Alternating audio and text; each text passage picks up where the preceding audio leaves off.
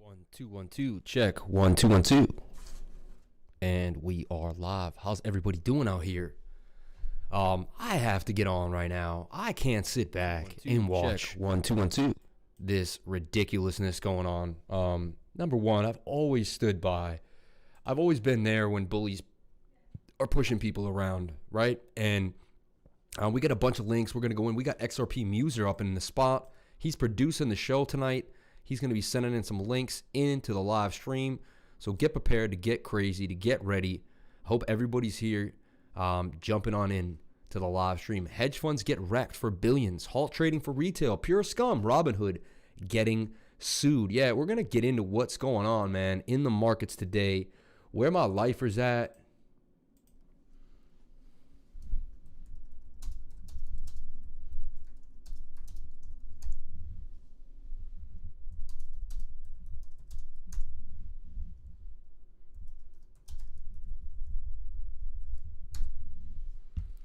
Yo, where my lifers at? Where my lifers at? Shout out to everyone here on the live stream.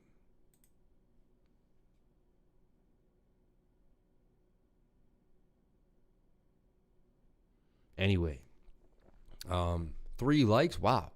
3 people watching, 3 likes. Let's get some comments. Let's get a roll call. What up, man? What up? Okay, Jose, my man. Never missing a beat with the crypto lifer. Thank you so much, Jose, for jumping on in. Thank you so much for going over the pi cycle with me. I'm going to keep bringing that up. I'll probably bring that up every day for the next year to get people going. Shout out to Jesse B up in the spot. If you mess with me, Jesse B has a couple wrenches and some equipment for that ass. Sorry, I shouldn't swear anymore. Anyway,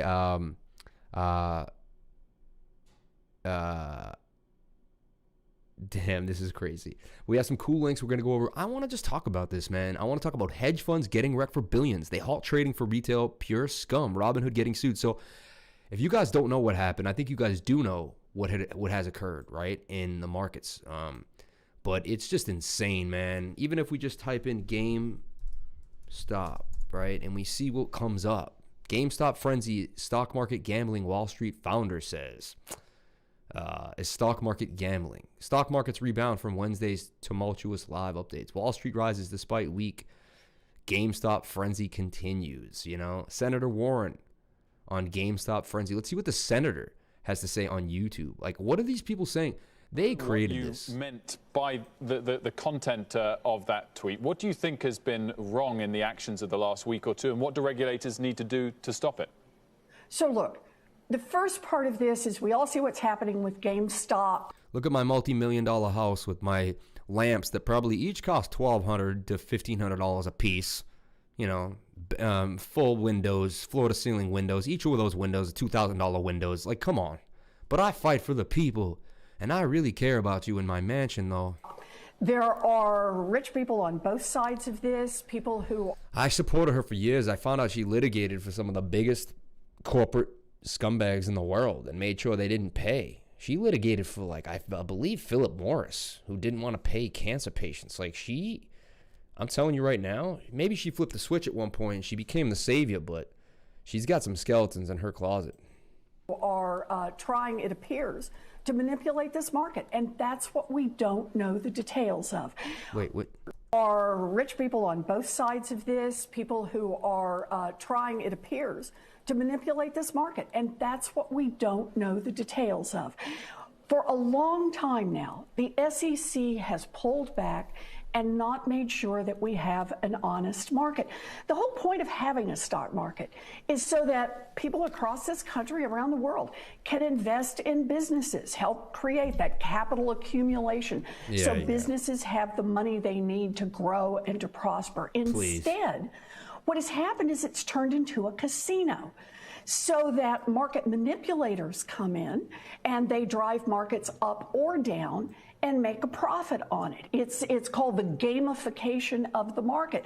And all of a sudden, the billionaires and some hedge funds are yelling because they're not the only ones who make money when the manipulation works. But remember the other half of this. There are going to be a lot of people who are going to lose money around this, a lot of money that they can't afford to lose. This is why we need an SEC that has clear rules about market manipulation and then has the backbone to go in and enforce those rules. So, Senator Warren, is your bigger issue that these types of trades were All right, because if you're new and you don't know what happened, okay, some people don't know what happened. They're in another country, like Jose said, he's in Portugal. So this is what happened, okay? Let me kind of break it down. There was a super smart investor, someone who was super smart, there was a rich guy, somebody who didn't like the hedge funds, okay? There was someone who started this who did not like the hedge funds. That's how this all started. And he was able to find data. He was a data analyst. Maybe he was close to the hedge fund. He somehow was able to find out where the shorts were hiding. Once he found where the shorts were hiding, I think he devised the plan before the plan went out. I think he said, I'm going to hit up Reddit. I'm going to hit up StockTwits. I'm going to hit up all these different places. And I'm going to slowly give. And maybe I think he had connections to people who ran trading groups. So he went to the heads of a few trading groups and said, listen, I got some great information. And he showed them the data. He said, listen, look at these shorts waiting on GameStop. If we pump the price, they'll have to liquidate and they'll bring our money up and they'll make us rich because they'll have to keep buying as they get liquidated. So it was an organized plan for sure. And everyone got together. Shout out to everyone here on the live stream. Love you guys. And everyone got together, right? And what they did is retail investors all decided to buy GameStop all together. And they bought it in sections over and over and over and over again. And they just kept buying them and buying them and buying them and buying them and buying them. And what happens is that the price goes up. Like I show you guys, I could show you on a chart kind of, but what happens is, just like Bitcoin right now, shorts are getting liquidated on Bitcoin, right? Jose, you recently just posted something in the chart. You said shorts getting liquidated, right? Now, when you posted that stuff, that's what was going on, right? That's what was happening. Bitcoin was going up and people that were shorting Bitcoin were getting liquidated. Let me show you what happens with Bitcoin on WhaleBot. So you go over here to all chats and I have a WhaleBot Rekt chat here. So I type into WhaleBot, right? And it's going to show me what's going on the blockchain, right? Like what's happening. Of course, now it's going to play games, but okay, all chats, whale. See, WhaleBot Rekt. So this is telling me what's happened on the blockchain as a bot, right? So long liquidated at 33.9, right? So now they're liquidated in the longs, but shorts were getting liquidated at 34.5, 34.590, 34.600, right? So 34.5 short on BTC, liquidated, right? What does that mean? Well, someone buys Bitcoin at 34,000 and they short it down to 30K, maybe 20K. They think it's going to go down. You remember, most people thought Bitcoin was going to go down. For the last 2 weeks, most people in my group were saying, be careful, we're headed to 20K. And I kept laughing at them. I know. I kept being like, you guys are gonna lose a lot of money if you don't listen to the Crypto Lifer. And I kept saying, guys, I don't see us going to 25K, man. I don't.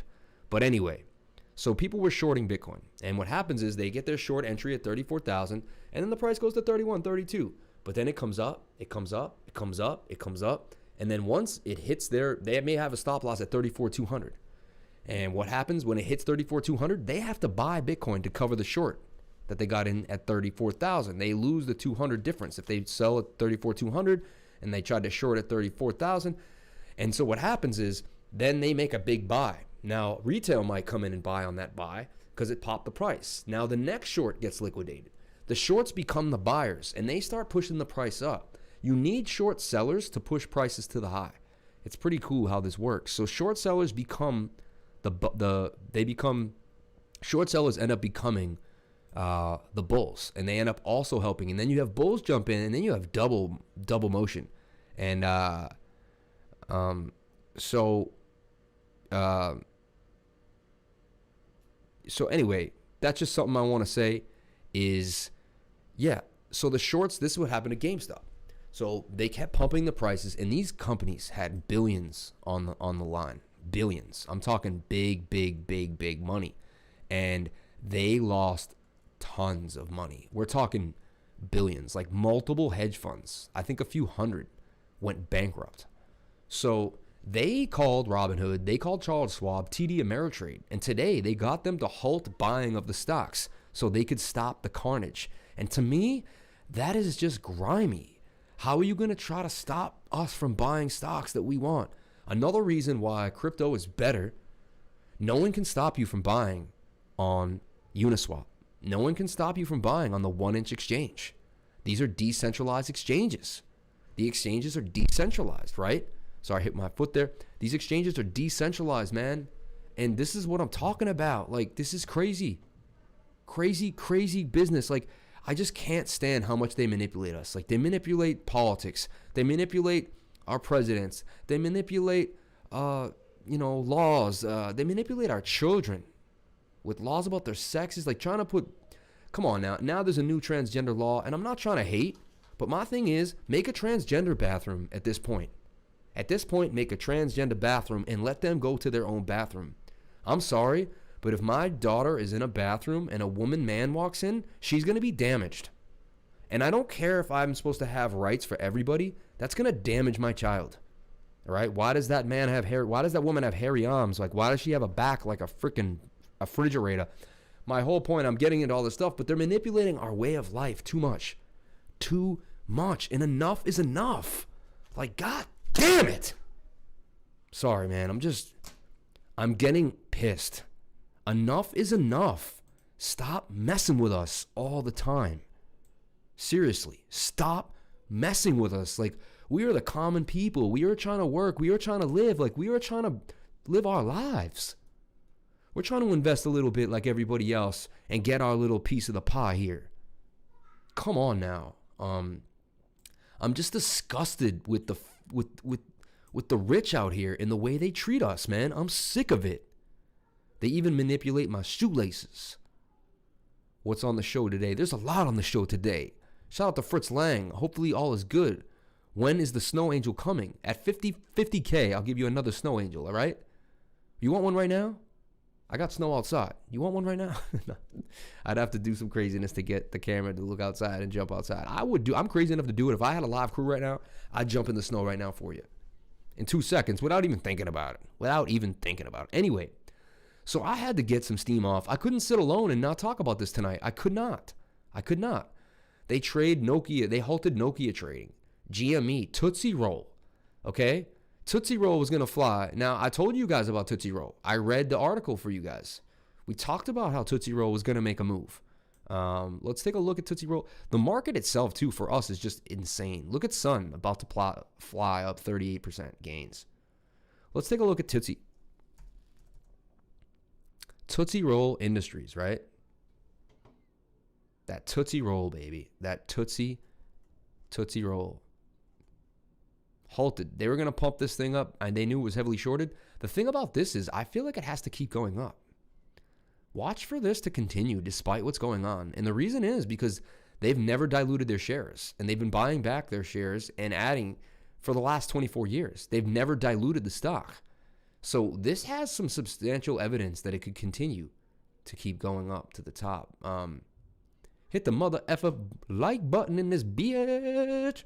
Yeah, thank you for that, Ross, my man. Yeah, hit the mother effing like button, man. Jeez. What do I look like to you? I look like I do this for free? Likes is my monies. If you don't give me my likes, I'm going to find your IP. And I can't say what I do, but I got to do something when I find out where your IP is. I'm just messing with you. I got to be careful, right? Anyway, yeah, someone said be careful with your title. You know, Big Brother's watching. Come on, man. I'm not that guy, man. I'm not that guy. Shout out to Dave Portnoy for speaking out for the man, you know. Let's take a look. This guy literally lied through his teeth and made no sense. Robinhood app. What is this guy saying?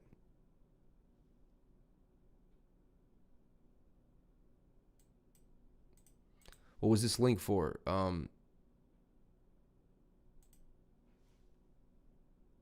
Let's see. Let me get it.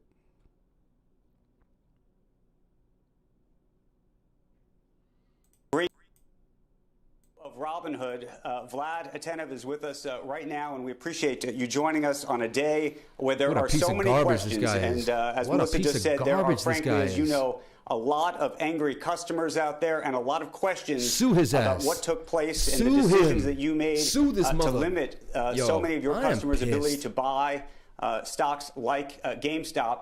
Questions about whether you have a liquidity problem, whether you're trying to protect them from themselves, whether Citadel did this. Sucks. Explain what happened today. Sorry, I'm getting pissed. Thank you for having me on the show again, Andrew. So what happened today was, as you pointed out, we had to make a very difficult decision. It's been a challenging day.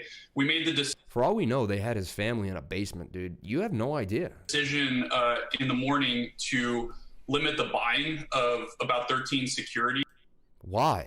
On our platform. So to be clear, customers could still sell those securities. Oh, they could still sell them. They just couldn't buy the price. They couldn't help the price go more up. Oh, so you only let them sell it. You know what happens when you only let someone sell a stock, right, Vlad? It goes down, my friend. Because there's no one to buy it, you fool. If they had positions in them, and they could also trade in the... They locked AMC, Nokia, Coast, Caster, Tootsie, see? Any BlackBerry... Yo, did anything on that list that got oversold that went out that night? Everyone else found that list. Thousands of other securities on our platform. So it was a difficult decision, and that's what we had to do as part of normal operations. What do you mean? Why? Look at his face right now. Look at his face. Look at this dude's face. He looks like a schmug prick. But explain then, why did you do this? What, did the SEC call you and tell you you had to do this? Was there a problem inside the company in terms of liquidity, in terms of the amount of deposits that you had to put it in front to the exchanges? What led to this?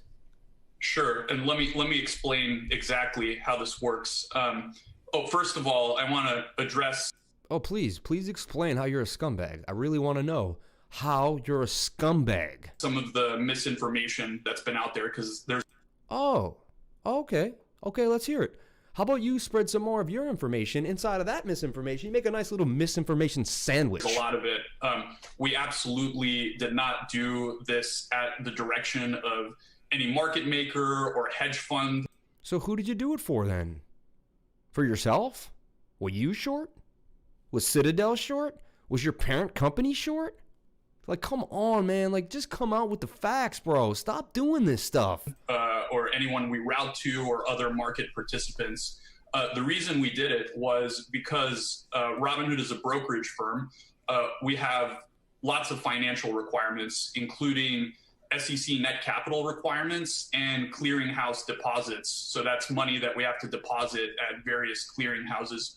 So some of these requirements fluctuate quite a bit based on volatility in the markets, and they can be substantial in the current environment where there's a lot of volatility and a lot of concentrated activity in these names that have been going viral on social media. He won't even say the word GameStop. I guarantee he won't even say the word. Yeah. So we're really in unprecedented times, and in order to protect the firm and protect the firm and protect our customers, we had to protect your customers. Were making a killing, you fool. Your customers were making a killing. Every day your customers get hurt. Every day someone jumps in onto a big green candle and gets wrecked. You know that, Vlad. You know every single day you wreck somebody's life. And today you're going to act like you care? Today you're going to act like you care? I'm pissed. I'm pissed for all you retail traders out there that work so hard, that don't have the years of experience that I do. That you get your little money in there and you make a little win and all they do is take it from you. I am pissed. To limit buying in these stocks. And to be absolutely clear, Go ahead. But it sounds to me, though, that you're suggesting that there was a liquidity problem. Like, I would have been fine in this. I would have sold, oversold. I would have figured my way out of this. Inside the firm. And my question about that then raises all... So now he claims there's a liquidity issue. He said he had money for clearinghouses. He said he needed to clear the money for the clearinghouses, and these get substantial. And when you have a lot of volatility, and you just have to find the only 13 stocks that are going to take down a bunch of hedge funds, and you have to basically make sure no one can buy them. All sorts of new questions about whether there's a systemic issue underneath the system and underneath the company unto itself. I like this. This guy knew he was going to lie. So now he's circumventing. Watch this. Look at the eye to eye here. This is interesting. He says, oh, you're going to lie and not come out and tell the truth. So now we're going to circumvent you because the press will come at you any way they want. They get to be right even when they're wrong because they're the ones that get to make you look stupid. So they're going to make someone look stupid. That's how they sell ads, making people feel embarrassed. They like controversy here on CNBC. So look, he goes, oh, well, so you had to move money around. So basically your company's insolvent or your company has issues. So what's going on with your company that you can't have to halt trading because you don't have enough money for the clearinghouse? What's really going on there? Does that mean your company's kind of falling off a little bit?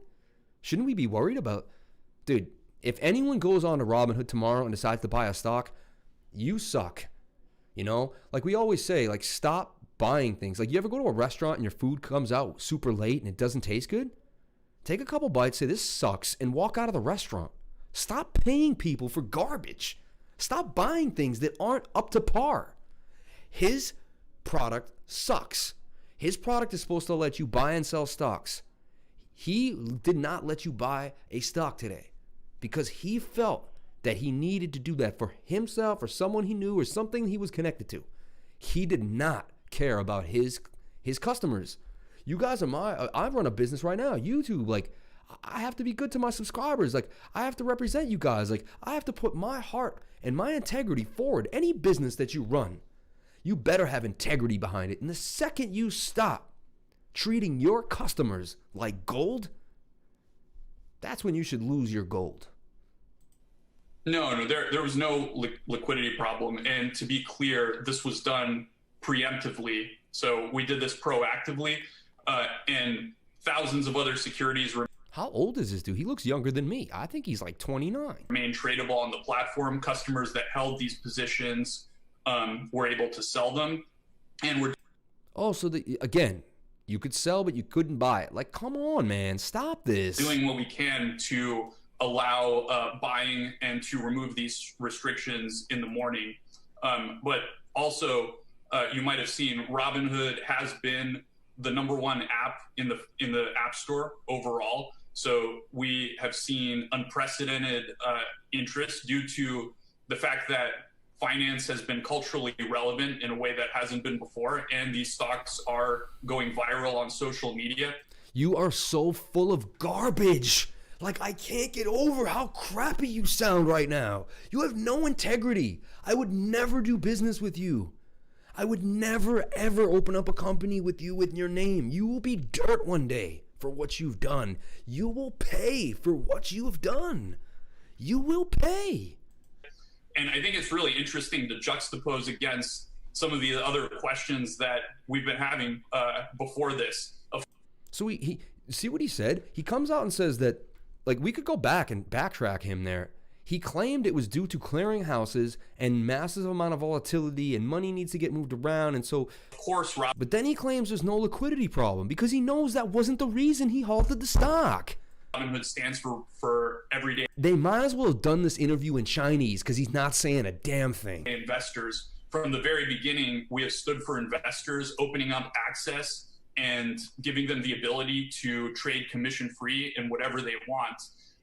And we've gotten a lot of criticism that, maybe there should be more restrictions. So it pains us to have had to impose these restrictions, and we're going to do what we can to enable. It pains. Who had your family in a basement? Who did someone call your house and say, hey, listen, here's a picture of so-and-so. You know what to do. I think he was threatened, man. I think he was threatened. I really do. I really think someone said to him, hey, you don't do this, then you know what's going to happen to you. And they said, use your imagination. And he probably was like, dude. Trading in these stocks as soon as we can. I think he was forced. I think someone forced his hand. Shout out to XRP Muser. He's on the back end right now producing the show. He's pumping through links. He's going through Google. He is producing the show. You know what I'm saying? This is what they think of us, guys. This is what they think of us. Man. This is what they think of us right here. What it's doing is people are sitting at home, getting the checks from the government, okay? And this fair share is a bullshit concept. It's just a way of attacking wealthy people. And, you know, I think it's inappropriate. We all got to work together and pull together. The reason the market is doing what it's doing is people are sitting at home, getting the checks from the government. Dude, people couldn't work, you fool. They ran businesses that were shut down while you sat on your daddy's money. Like, gosh dang. Like,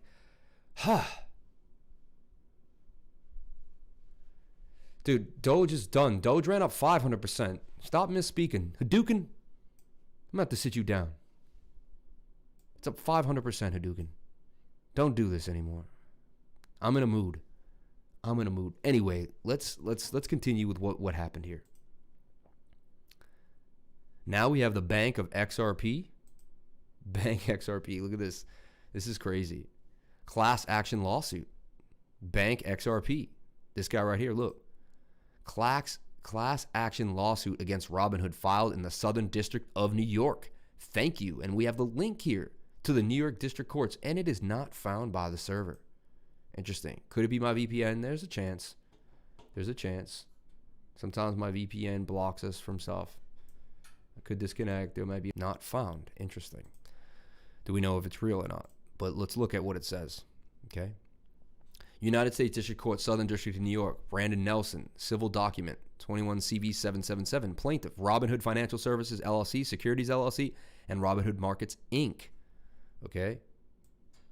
And nature of the class is an online brokerage firm purposely, willfully, and knowingly remove the stock GME from its trading platform in the midst of an unprecedented stock rise, thereby deprived retail investors of their ability to invest in the open market and manipulating the open market.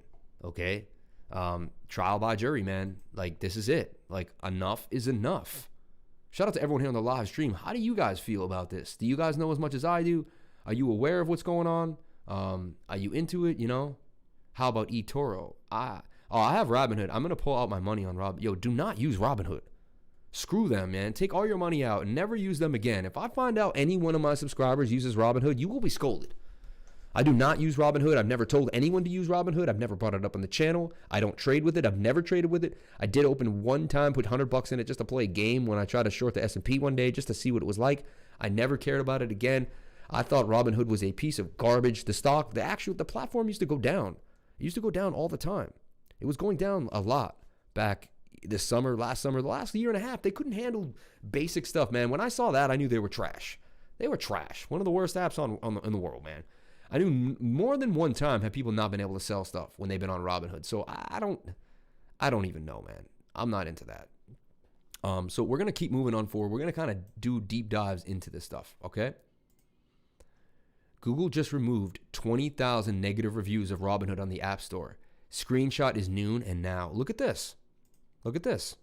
So now we have Google working in they're doing just what they did. And that's when people thought it was cool that they blocked Donald. And I'm not even a fan of Donald. I really am not. And I'm not a fan of the other guy either. I don't even like saying either of their names. They both piss me off. But honestly, I thought there was some good things about whatever. I'm not going to get into it. But they are manipulating us all the time with the internet. They're starting to take data away, man. Look at this. Google just removed 120,000 negative reviews of the Robinhood on the App Store. Screenshot is noon and now. 28,000, 285,000 with one, hitting it. Then you go back. That's 182,000, and the stars are good, and it's 5. Look, it went all the way from a 1 back to a 5. They're manipulating the ratings on the App Store. This gets deep, man. This gets deep. Yo, learn from you to do research. Share that with friends so they don't get scammed. This is going to be interesting. Dude, now they're hiding the negative reviews on the App Store. Okay? This gets deep. This gets deep. This gets deep. Muser, keep sending these, man. Keep sending these, Muser. I need more, man. You're doing great. You're doing great. I got to text him and be like, yo, keep coming. Keep coming. Keep sending them.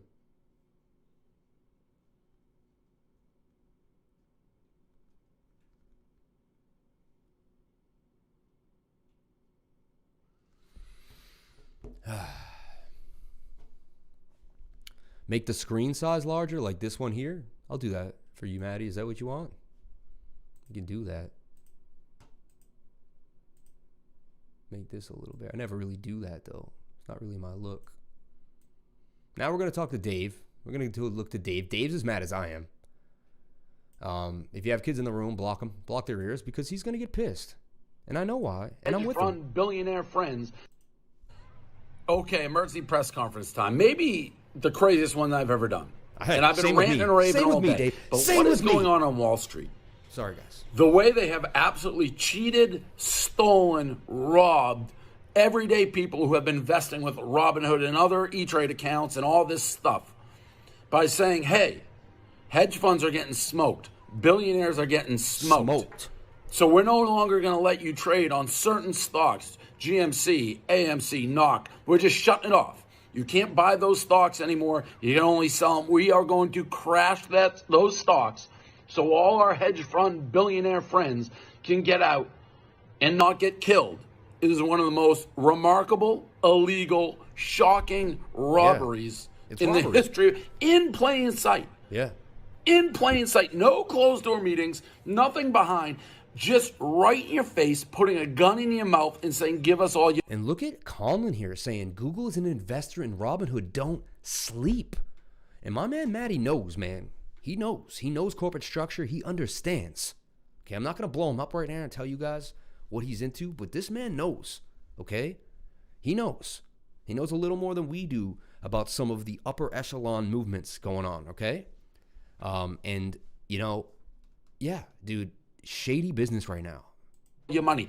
That is what Robinhood, crooks, jail, the Citadel, Ken Griffin, jail, Steve Cohen, the Mets owner, jail, are doing. Right in your face. Right in your face. They couldn't take that people on Wall Street Bets, Reddit, DDTG, fairly open trade saying we're going to buy this stock. Fair and square. We know there's risk. It's going up. We know we're risking our own money, but we want to do it. We want to risk it. To then say, sorry, you can't do this anymore. We are going to crash and tank the market because our billionaire hedge funds have shorted these and we don't want them to lose. Suddenly, volatility, we can't let you do it. We can't let you invest and put your money at risk. They have no problem when the hedge funds do it. When the hedge funds risk their firms and their livelihoods, all day that's long. fine. But no. All day long. When the everyday Jimmy and Joe wants to do it, it's a problem. We got to protect you. They are robbing you. They are stealing from you. They are. This is criminal. Criminal. The Robinhood CEOs, they belong in jail. Ken Griffin. Jail. I just posted an article. He made $6.7 billion on the volatility of the pandemic. Now the volatility is a problem because they're losing.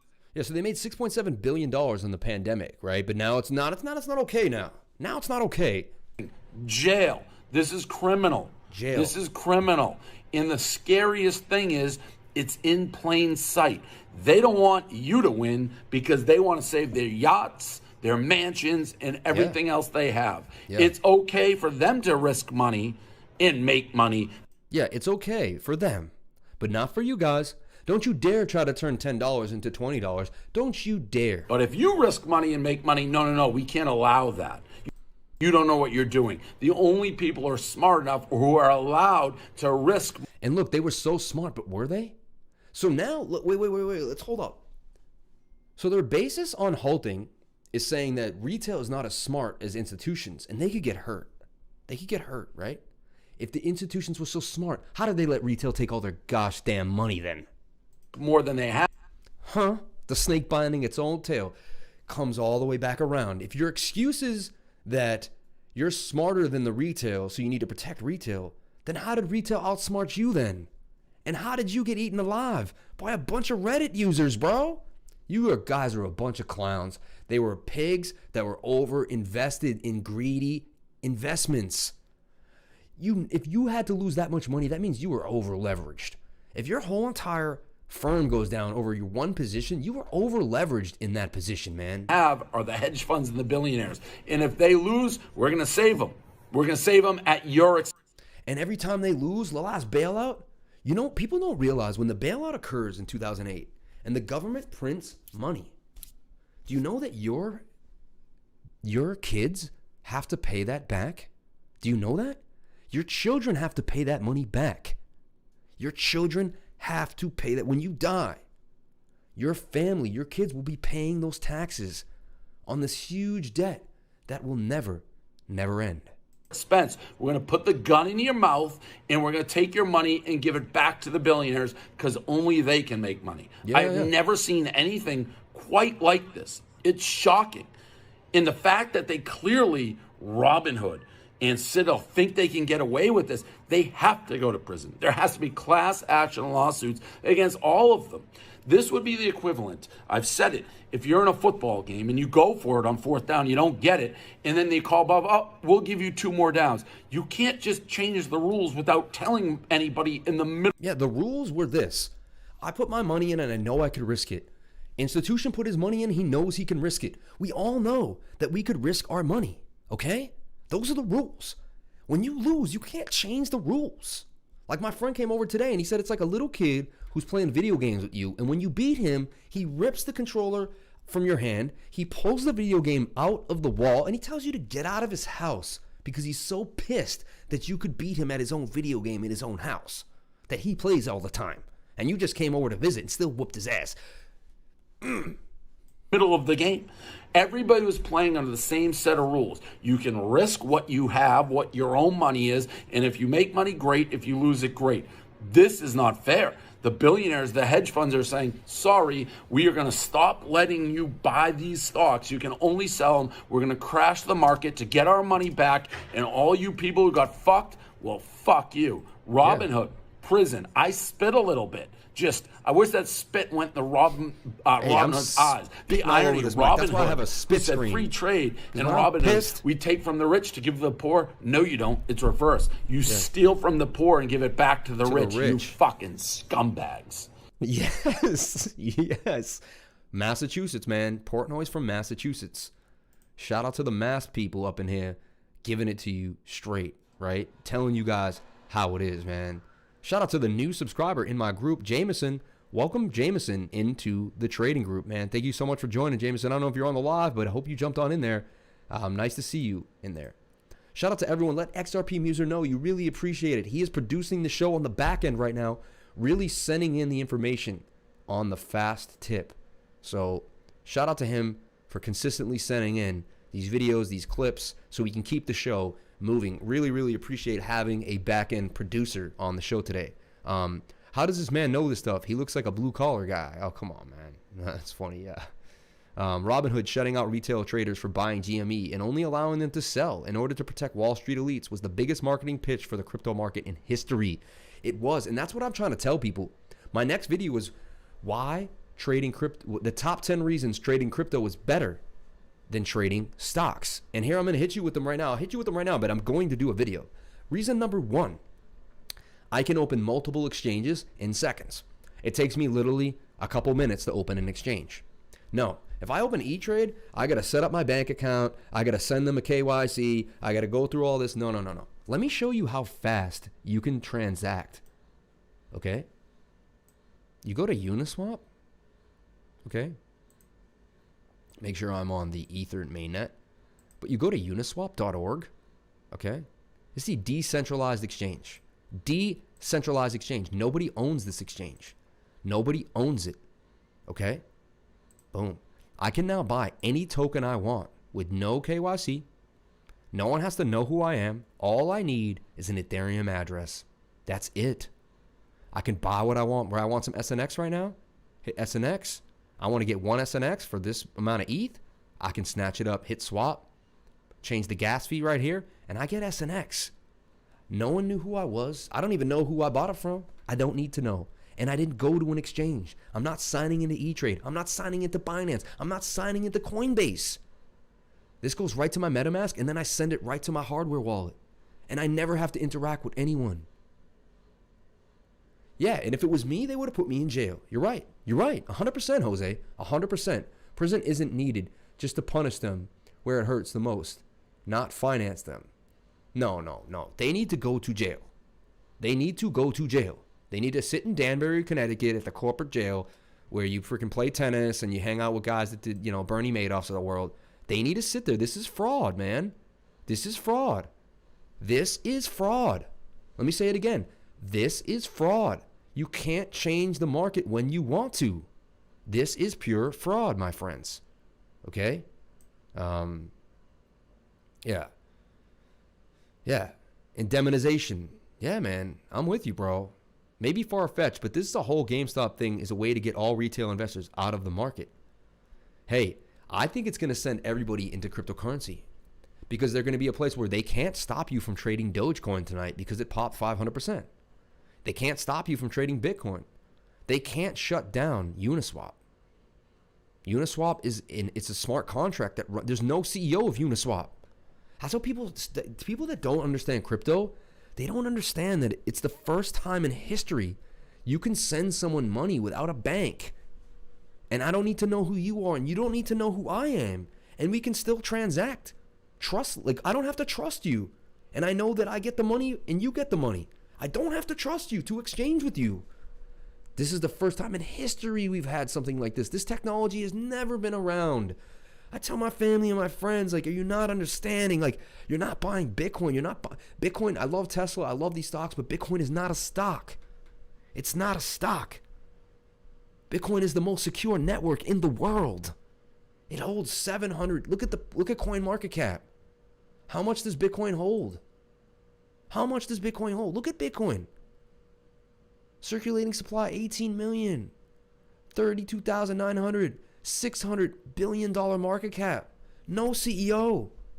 All done by people who sign up to the GitHub and work tirelessly. These are coders and people that love the network. That built the network. Nobody owns the Bitcoin network. You can't kill the CEO. You can't take out the board. It's the only asset in the world that doesn't have anyone behind it. Come on, guys, wake up, please. I'm upset with family and friends that don't understand what Bitcoin really is. I had a friend last night say, he's actually said it 3 times now. Guys, get ready to laugh. But he said, Bitcoin goes into Satoshis. You can break it into, 1 million parts. He didn't even know how many parts. He really didn't probably. But it's 1 million. It's 8 decimals, okay? You can do 1 millionth of a Bitcoin. Now, and he said, well, if you could break it into pieces, then it's not scarce then because everyone can hold a tiny piece. So how is that scarce? So I said, okay, so if you have a pizza and it has 8 slices, right? It's a $20 pizza, 8 slices, and you cut it into 16 slices, is it less of a pizza? Is it worth less because you can cut it into more pieces? If you took a gold bar and sprinkled it in sprinkles, but you kept the gold bar on a bag, weighed the same, but it was in sprinkles, it's now worth less, right? Because it's divided into sprinkles. It's worth less, right? Right, guys? Wrong. Anyone who makes that statement to me literally has an issue with math. They're not there's something going on in their brain. They can't they're maybe they're smart in other ways. Maybe they're good analytically. Maybe they're good at writing, and maybe they're good at talking, and maybe they're linguistically good. Maybe they have a great lexicon, Maybe they're loquacious, but they're definitely not mathematical. They're definitely not scientific brain type. If you have one chain link that's worth $23.68 and you can break it into multiple pieces, then that makes it worth less than $23.64, right? Because everyone can own it. It's not scarce anymore. Listen, dude, if I had 10 Bitcoin, I'm not going to say how much I have, but if I had 20, if I had 10, if I had 5, if I had 10 Bitcoins and you could divide them into millions or not, there's still 10 Bitcoins. And I'm not giving you one of them. And you're not going to be able to get one of them. You know what I'm saying? If you don't sack up right now and buy $32,930, you will never own a Bitcoin. So if you want a Bitcoin, you better believe that it's the scarcest asset in the world, and it is going to be digital gold. It is going to be digital gold, whether you realize it or not. The quicker you figure this out, the better off you will be, okay? It is the most secure network in the world with no CEO. Please repeat that to yourself a few times over if you still don't understand that Bitcoin is one of the greatest inventions since the gosh damn internet. U.S. House Financial Services Committee Chair Maxine Waters, oh, I can't stand this lady, with her $4 million mansion in California, but she works for us, said on Thursday she will hold a hearing on recent stock trading in GameStop and other stocks that have experienced dramatic swings attributed to the social media-driven trading. We must deal with the hedge funds whose unethical conduct directly led to the recent market volatility. We must examine the market in general and how it has been manipulated by hedge funds and their financial partners to benefit themselves while others pay the price. I mean, you know, she added that hearing will focus on short selling, online trading platforms, gamification, and their systematic impact on our capital markets. At least she may try to represent us, right? They're going to try to represent the little guy. But she's not even really saying what's happening. We have to talk about how retail was blocked from GameStop, like by Robinhood, by Charles Schwab, by TD Ameritrade. Okay? This is what we need to talk about. This is what's going on. You know what I'm saying? Like, this is the deal here. Okay? Let's take a look at what we hear here. I like to see what Compliano says. We got some more coming at you, though. We got some more coming at you. We're not done yet. We're not done. Muser is working hard, man. And he goes to bed pretty early, man. I know how it is on that island. It's pitch black. You fall asleep at 9:30. It's impossible to stay up. In the middle of the woods. Reddit's co-founder on the rise of the retail investor. I'd like to see this if we could get it playing. Not sure why it's not playing on Bloomberg.com. You know what it is? It's probably my Brave browser. We'll shut off the ads. There we go. Let's see what we got now. It looks like we were about to get it. Let's reload one more time. Bear with me, guys. Looks like it's coming. It's coming. Just Bloomberg TV must have a bad server. It's a little loud.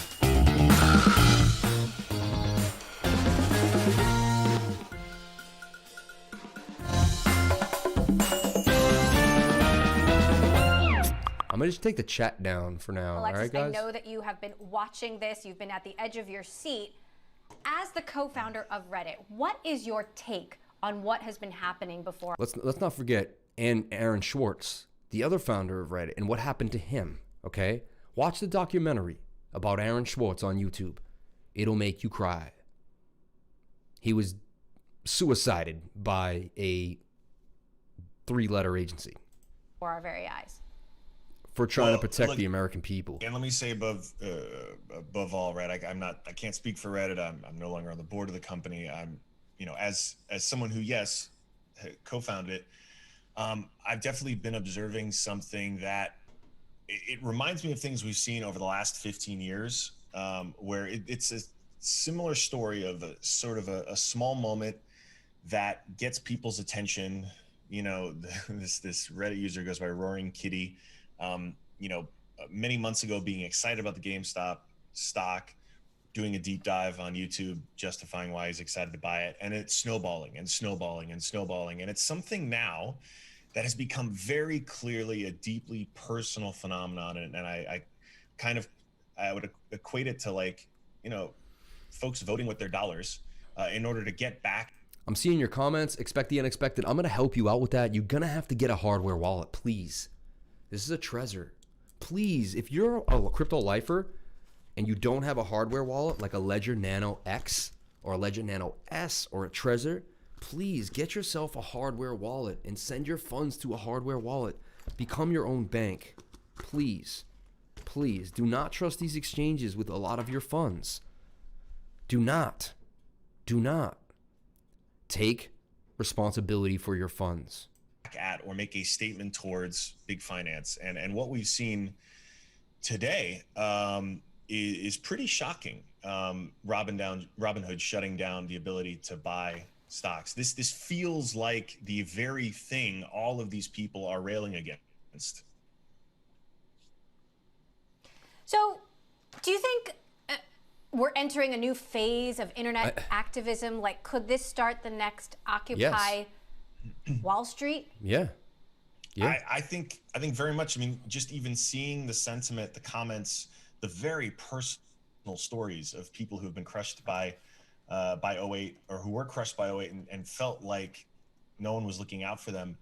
I think this is very much the drum circle, so to speak, of Zuccotti Park having gotten now much bigger thanks to the connected internet, and then much more effective, frankly, because, you know, every one of us now has access to buy and sell stocks. We have access to the same data everyone else does. We have access to the same like computational processing power that these funds do, and you know, people saw an opportunity where somehow hedge funds were able to you know, extend shorts on more than 100% of the actual shares available for a company, which seems deeply problematic. And they saw this and they used their dollar votes to buy shares in a company, and it's become something much bigger. And I do think there's no genie going back in the bottle. And if anything, the arguments for decentralization have just gotten a lot stronger. Because this feels very disenfranchised. They put the big fat guy there. You seen that? Like, that's what happens when you play video games. Like, did you guys catch that? Like, they just put like a 500-pound dude. He's looking at the box.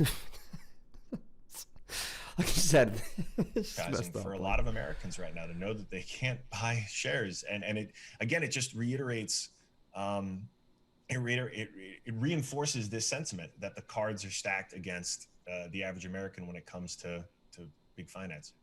And so, I'll say one other thing too. It's telling when you see. Go ahead. It's telling when you see AOC on the same in agreement with like Tucker Carlson, right? You have both sides of the political spectrum agreeing on something. That when that happens, it's rare, and it makes me lean in and want to learn more. That's a good point. Now we have AOC is on Twitch right now. And he's with Chompalov.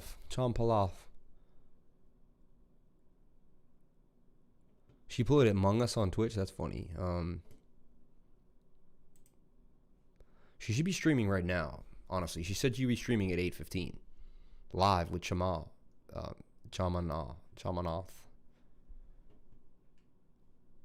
She said she was live tonight. Starting soon. There it is. I'm getting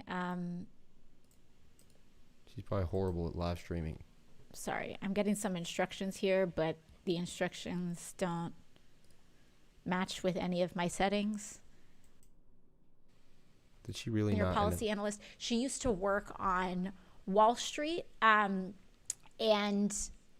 she's a former Wall Street professional, and now does a lot of financial.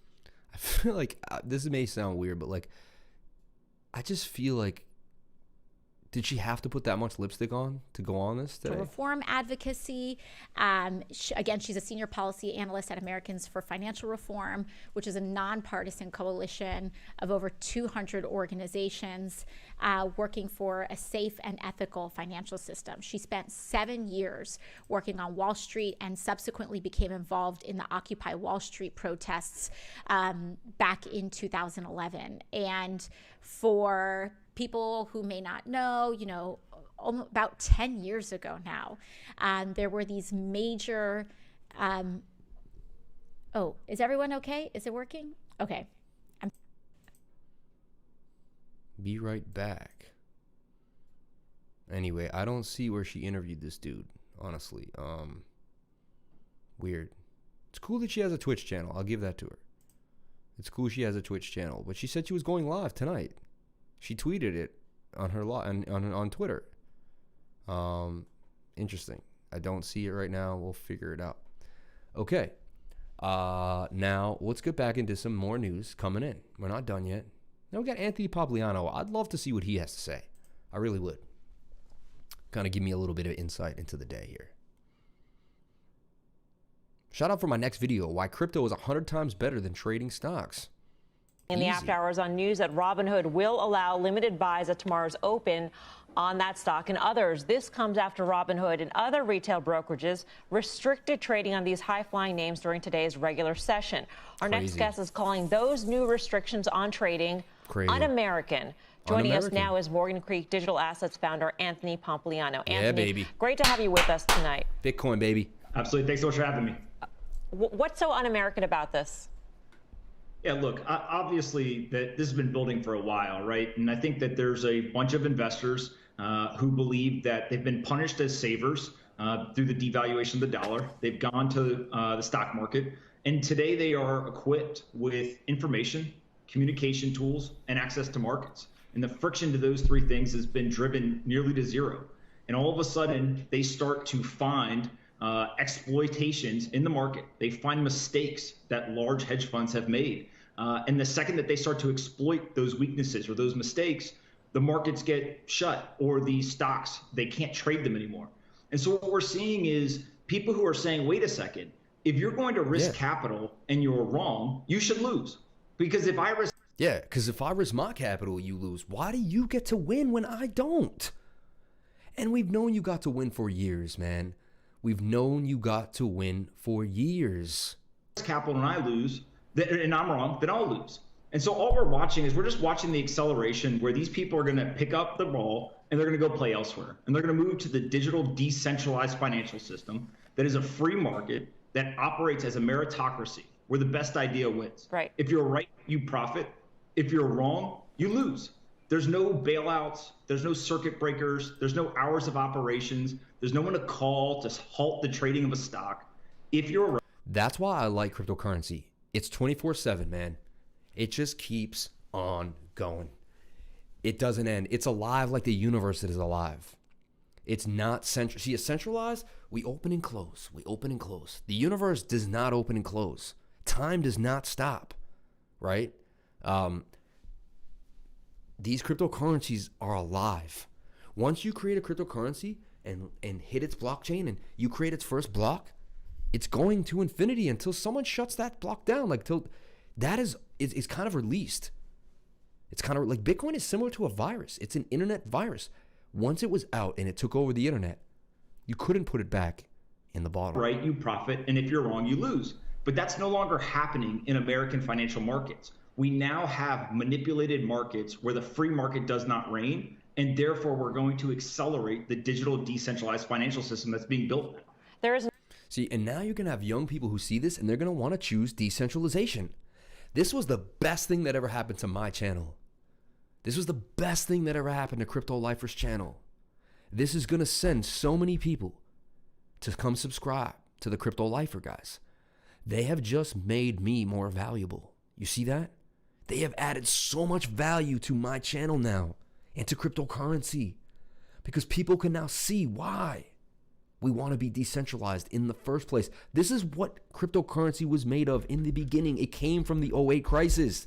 It came from the manipulation. It came from the housing market and credit default swaps. This is where it came from the mortgages getting C, A or B ratings when they were C, D, E, and F mortgages. This is why Bitcoin was created. Someone was fed up and someone said, you know what? I'm going to make something that puts an even playing field for rich, poor, remote, living in a remote area, living in a city, wherever you are. Bitcoin is accessible to you with just a telephone. All you need is a phone with an app and you have yourself a bank. You don't need to go to a bank where some banks don't let people even open bank accounts. Bank accounts have been closing on people who have been using cryptocurrency. Decentralization is not working for us. It's never worked for us, and that's why we want to move forward. There's an undercurrent in this chat board. I'm not sure if you... I have a few coins I want to create. My first coin, if anyone wants to help me, is NVO coin.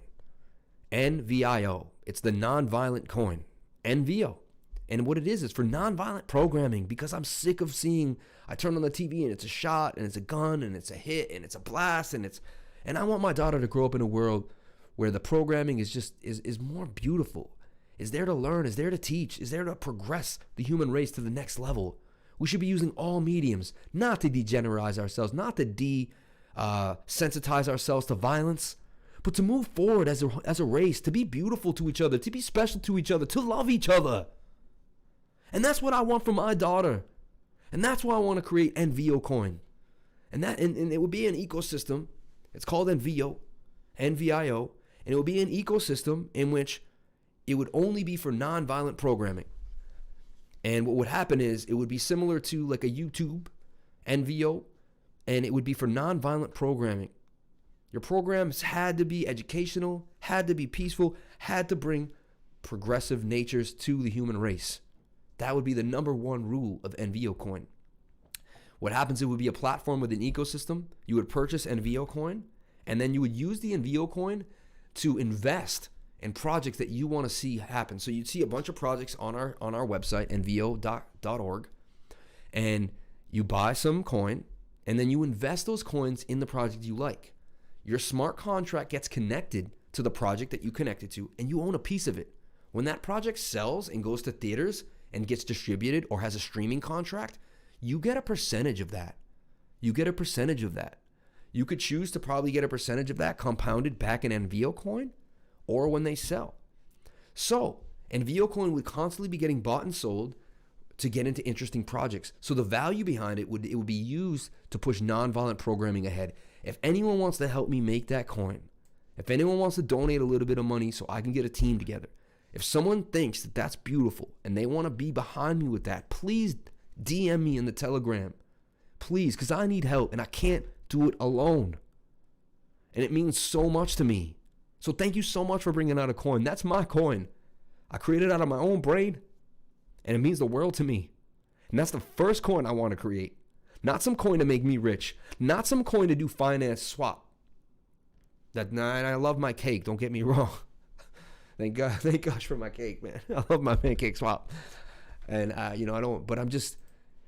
need help too, guys. And if you want to help me, if you want to move forward, let me know. I'd really appreciate it. Yeah. So that is the coin that I want to create. And I do want to create my own coin. So thank you for bringing that up. And if you want to help me, jump on board. You have gone on Wall Street Bets yourself, Anthony. But there are certainly a number of people who are on this forum who say they were burned by the financial crisis. And we have one open letter to CNBC. NVO Coin, baby. Let's bring it to the top. NVIO. I got the name and everything. NVIO. Non-violent. Non-violent NVO. And we could make a change. We could die. And we could make a coin that actually does something for our kids, that makes a better world for our children. And there are numerous letters to CNBC saying it's not just Wall Street Bets, but every person affected by the 2008 crash that's now paying attention to GameStop are going to remember how you stuck up for firms that ruined so many of us and tried to tear down the little guys. And of course, remember also back to the crisis, it was the big Wall Street firms that got bailed out, yes, and not so much the small investors. No. There and is again, that undercurrent. in this bailout, we got the least amount of money. They're still fighting over giving us $2,000 when people had no money. Like, you know, some waitresses made $2,000, $3,000. I've seen a waitress make $5,000. I've seen a waiter make $1,000 in a night. I know a few waiters, they worked like Thursday, Friday, Saturday night. They made $3,000, like in Miami Beach, you know, stuff like that. They make $12,000 a month, working 3 days a week, 3 nights a week. And that got taken away from them. And that was the high end, I know. And then you have the other people, you know, a lady out in like South Gainesville, Florida, who she's just a waitress at a local dive bar, man. She couldn't even make her little $250 a night, whatever she was getting. Her scrap tips. Come on, man. And for that old guy that I had on earlier to talk about how, oh, we're all sitting at home getting in checks, yo, he can take that and shove it right up where the sun don't shine, man. There. And I think not surprisingly, Anthony, you know, the Bitcoin community has really sort of rallied along with the Wall Street Bets community. Why do you think there is that undercurrent there? Yeah, look, technology is the great equalizer. And so for the last decade, basically the people in 2008, 2009, whether it was Occupy Wall Street and Zuccotti Park, or just Americans, frankly, around the country, they felt helpless. They felt like they couldn't do anything. But now with technology, that great equalizer, we've seen a reduction in the friction for information. You don't need a Bloomberg terminal to play in the public markets anymore. You can literally just have an internet connection. Communication tools. You don't have to go to the idea dinners. You can go on Reddit. You can go in a Telegram chat. You can go on Twitter. And then access to markets. I no longer need a traditional brokerage account. I can simply go on a Robinhood or some other peer or competitors of theirs. And so when the friction comes down for information, communication, and access, what you see is a level playing field. And so just like people will defend short sellers, and they will say short sellers are part of a healthy market, they will make the claim that we need short sellers in order to have that efficient market. I agree we need short sellers because when they get liquidated, they become buyers. I think there's nothing wrong with short selling. I really don't. That's not what I'm pissed about. A check on the bulls and on the longs. Well, we need retail investors to be a check on Wall Street. And if we go back in history, retail was right about Bitcoin. Retail was right about Tesla. Retail was right about GameStop. And so maybe we should start to think that retail isn't as stupid as everyone on Wall Street thinks they are. They've actually been more right than people give them credit for. And so I think whether it's Wall Street bets, it's people on... My bets have been unbelievable. They call me retail, and I've been killing it. Any hedge fund could have put me to work. I would have killed it. Any hedge fund could have put me to work in the last year. I would have blown up their balance sheet, man. Literally, I would have freaking tripled, double, quadrupled it. On Twitter, or it's just a random person that has an internet connection and wants to trade stocks. Open up the markets, allow the free market to reign. And if the hedge funds are scared of competing against retail in the free market, that tells you everything you need to know. Yeah. Then maybe they should get out of the market because they can't handle the heat. In the markets and let them compete. Right. And look at this. Robinhood selling people's GameStop shares without their consent. This is market manipulation. AOC turning into Dave Portnoy. I love that. Crazy, man. We can't let this slide at all. It is the retail investor who found a way in the system to engineer this short squeeze that brought a major hedge fund to its knees. Yes. I just want to make that point, Anthony, before Dan asks his question. Dan? Yeah. So, hey, Anthony, we saw this frenzy retail interest in crypto, obviously Bitcoin. This was in 2007. How do you get into TV with a nose like that? Hey, guys. I'm being an ass now. Hey, it goes to show he must really have good data. Coinbase was that on-ramp. Obviously, you talk about crypto as this. That guy is all nose. Like, you can't look at his face without staring at his nose. Like, I'm just stating the facts, man. I'm not trying to be an ass. It's just, you can't. Like, the dude is, like, you look at Anthony Popliano, he's a face. This guy is a nose. Amazing, decentralized opportunity for the everyday investor to kind of get a piece of what the future should look like, or at least the financial future. But at the time, Coinbase had its share of problems, right? Operationally, that's a very centralized network in a way. So now flash forward to this and see what we're going on, with Robinhood in a way. I agree with you. I think the people should be allowed to trade, but there's also there's bandwidth issues, right? And there's regulatory issues, and they seem very similar to me. I'm just curious if you can draw any comparisons to what we saw a few years ago in that retail craze and what we're seeing now in the stock market. Yeah, look, I think what was happening in 2017 was Peter Griffin. You guys want to hear my best Peter Griffin? I'm really good at Peter Griffin. You ready? Hey, Lois, I think I'm gonna grow a beard. Hey, Lois, hey, Chris, go to your room. If you don't go to your room, I'm gonna put my foot up your ass. Hey, Meg, we're gonna have to leave you at home for the day. We don't want anyone to see you, all right, Meg? Lois, I think I'm gonna grow a beard. Hey, Lois, I think I'm gonna grow a beard. But there's my Peter. I do the Boston accent, kind of, Providence accent with Peter. That's my Peter accent, man. If you don't see my face, sometimes people think it's like I'm actually playing a recording. It's pretty funny actually. Like if I took off the face cam and you didn't see me at all, right? Face cam overlay. Webcam, is that me? Yeah. Hey, Lois. Hey, Peter. Hey, Chris. I thought I asked you to clean your room 10 times, Chris. I'm going to put my foot up your ass so fast. Hey, Brian. Sometimes a man and his dog just got to sit there and drink a beer with you, Brian. And then Stewie. Hey, why are they manipulating the stocks lately, huh? They're all trying to get GameStop. I want some GameStop. I wouldn't mind buying some GameStop right now. Hey, Lois, can you open up my E-Trade? Hey, it's not working. Yeah, let's go to Robinhood. Robinhood's not working either. What's going on today with my stock account? I'm going to go drink a beer with the boys. Anyway, could be better, could be worse.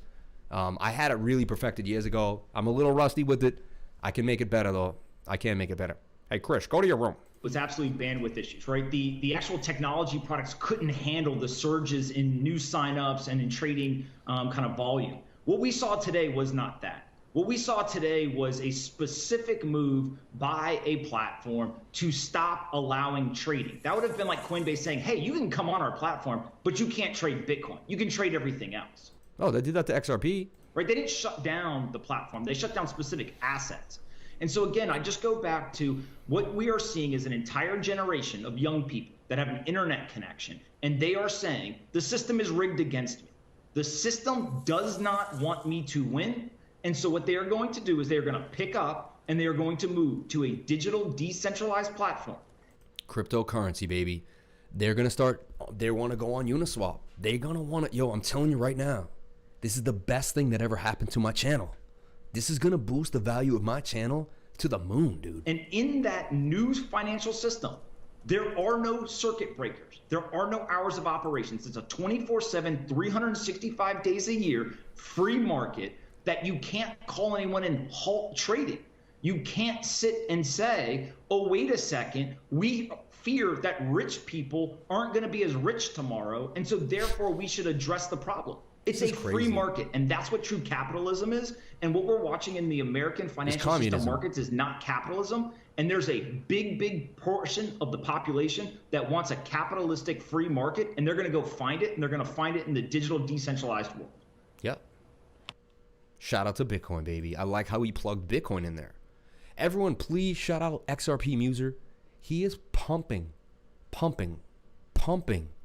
Look, I go to our chat. Look, he is pumping all this data in for you guys. Look at this. He is busting his butt, sending in amazing data constantly. Okay? He's producing the show right now. I am just the face. I am just the voice. And I'm bringing the emotions and I'm bringing in the pain. But he is killing it right now. Look at this. The new world starts now. So look at this. What does this say? In recent right of volatility, we are restricting transactions for certain securities to position closing only. However, due to the unreasonable risk involved in brokering your position, we have closed your $4,500 shares of GME for an average price of $118. Dude, they're closing people's trades for them. No. Hold up. They didn't say that. He didn't even say that on... Dude, we haven't even gotten to this yet. Okay, so you restricted us from buying, but don't you dare sell my shares. Don't you dare sell my shares. Like, this is... I trade for a living. And if I woke up and my position that I got into had been sold, I would be livid. I would be on the phone with 10 of the most craziest lawyers I've ever met. I'm telling you right now, my best friend's a lawyer, my sister's a lawyer. I would devise a team of lawyers, and I would do everything in my power to shut that place down. If they had the nerve, dude, $4,500, dude, we sold. Look, we sold your position of $4,500 at $118. That was a $500,000 position, dude. That was a $500,000 position that they decided they're just going to close for you for an average price. However, due to unreasonable risk involved in brokering your position, we've closed. What was the unreasonable risk? He claimed that there was a liquidity issue. We had him on the phone. We had him earlier. Yo, this is serious, guys. If you're not up in arms, if I just went to bed tonight and didn't live stream, I would not be a person with integrity and honor. Like, this is crazy. And look at this. This is the same one, 45. Like, when we look at it, they close it at the daily bottom, 118. What? On 128. That was today, so they closed it. It's higher than that now. Had they just let him hold his position, he'd be at 250. Dude, he'd have $1 million right now. And you know he got in somewhere in here.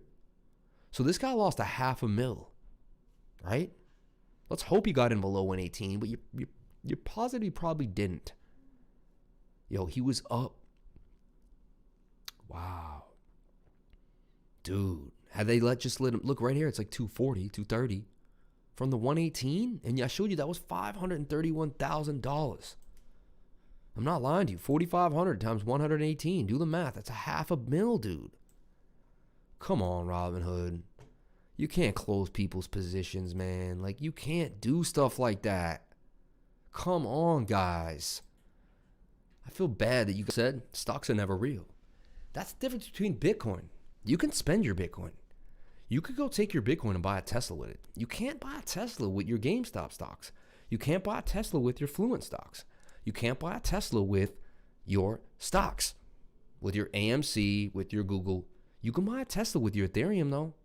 You can buy a Tesla with maybe your XLM, XRP, possibly your Bitcoin, definitely your Bitcoin. I'm sure they take Tesla. They take cryptocurrency at Tesla now. That has just been announced. So see what he said? Stocks aren't really real. So why don't you trade a real asset like a cryptocurrency, something that is actually yours to hold forever? And some giant hedge funds quit. Okay, now that we're on the same page, yo, this shit is wild! And I know some people are freaking out about this. People are like, this isn't how Wall Street is supposed to work. What's gonna happen to these poor hedge funds? Let me tell you something. Wall Street is, aren't there rules? Is someone gonna regulate this? And these... Yo, that's exactly how I feel, man. That's exactly how I feel. Like, come on, man. Shout out to him for doing a great job. Let's shout out his channel. What is his channel here? The Daily Show with Trevor Noah. This is Trevor Noah. Pretty cool, man. So shout out to the Daily Show with Trevor Noah, man. I should know who Trevor Noah is. I almost worked on his show back in the day. But I'm happy that he came out and did this. This was really cool. Anyway. Okay. Get your popcorn, guys. Okay. Congress of the United States, House of Representatives, Washington, D.C., Acting Attorney General Monty Wilkinson. I'm greatly troubled with the events that have unfolded on Wall Street and demand action from the U.S. Department of Justice. Today, FINRA regulated broker deal called Robinhood Markets, Inc.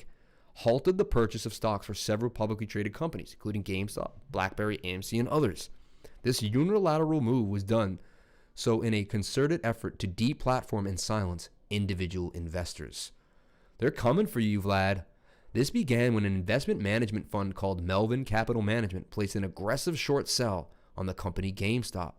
To contradict this decision, the heavily followed Reddit page, R Wall Street's Bets, and their administrators advocated that their followers purchase GameStop using the brokerage Robinhood.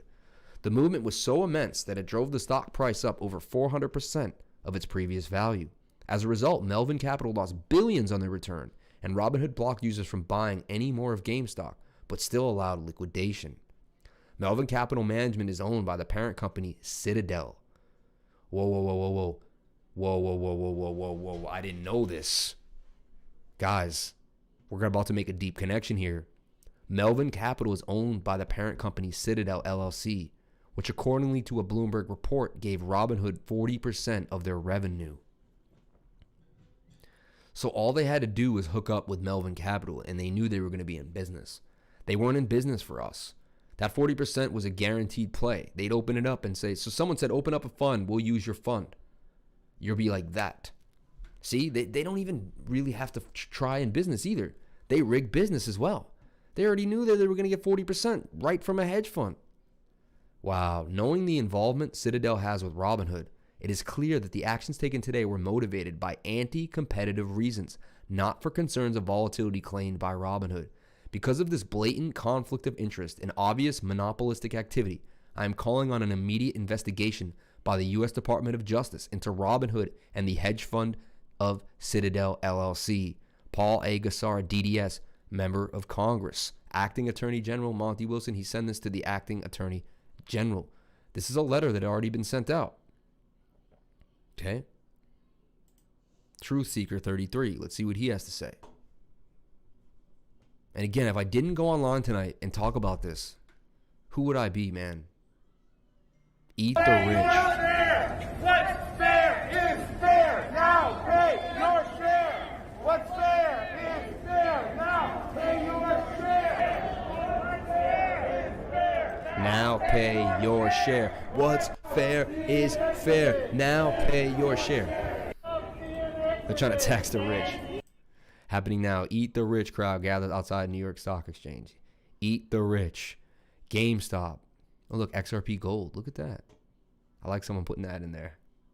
Freemason, Kushner, Atlantis, February, XRP Gold, English. Biden, end times, popcorn, it's time. Pope Benedict, Jewish, 3-4. I don't know what they're saying there. GameStop. Maybe it's in, is that a, they got it wrong. Taxes are illegal. Eliminate taxes. Level the playing field using other measures. There's nothing wrong with being rich through honest means. But getting rich at the expense of others through institutional safeguards, protecting the elite, must be stopped. Robinhood is shutting out retail investors from buying GME and only allowing them to sell in order to protect Wall Street elites. The SEC filing against Ripple and costing XRP investors $1.3 million, while the same SEC thinking retail investors making money through GameStop is wrong. Shows how corrupt the criminal SEC is protecting big money. Let's defy them and pump XRP to $100. Retweet this. I'm going to freaking retweet it. For sure, I'll retweet that. XRP21. I like how they're bringing in XRP. The SEC has done Ripple wrong on the expense of Ripple holders. This needs to be brought to the light. We're about to pump Ripple and let the SEC deal with their mistakes in front of the entire world. The people shouldn't be leveraged as sheep. We, the people, will fight. Yo, I like how XRP is kind of getting into the mix here. Pretty interesting. Of Ripple technology, but we're going to be there. We're meeting and actively discussing. Investing, buying Ripple, not worrying about money, 4 digits, remaining calm because nothing can stop what's coming. Everything is set in stone. You're about to cross the finish line. God bless you all. Yes, yes, yes.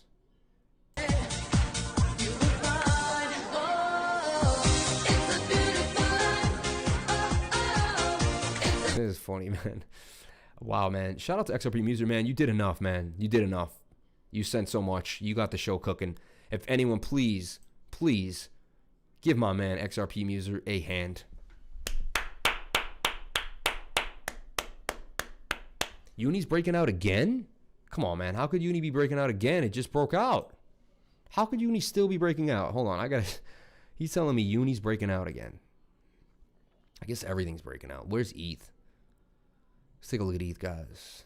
I have to take a look. 1339. Doing its thing inside of this channel. ETH's just going to go up, down, up, down, up, down, and then it's going to fly. Don't worry about it. Just buy as much as you can. This isn't financial advice. You just said that Uni, yeah, Uni. I also saw Unify. Wow, Uni at 15 now? Dude, Uni is breaking out. But it's getting rejected by that same level it got rejected at before at 1550. But we'll see. And it has to break this. If it breaks 1550, it's gone. It's gone, and its target is up here at about 21. Uniswap, man.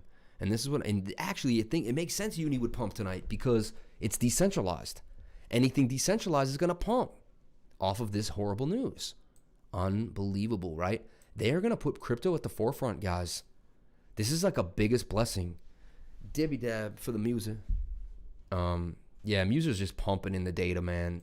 He killed it. He absolutely killed it tonight. Like, shout out to XRP Muser, man. What a man. What a legend. What a G. What an XRP Muser.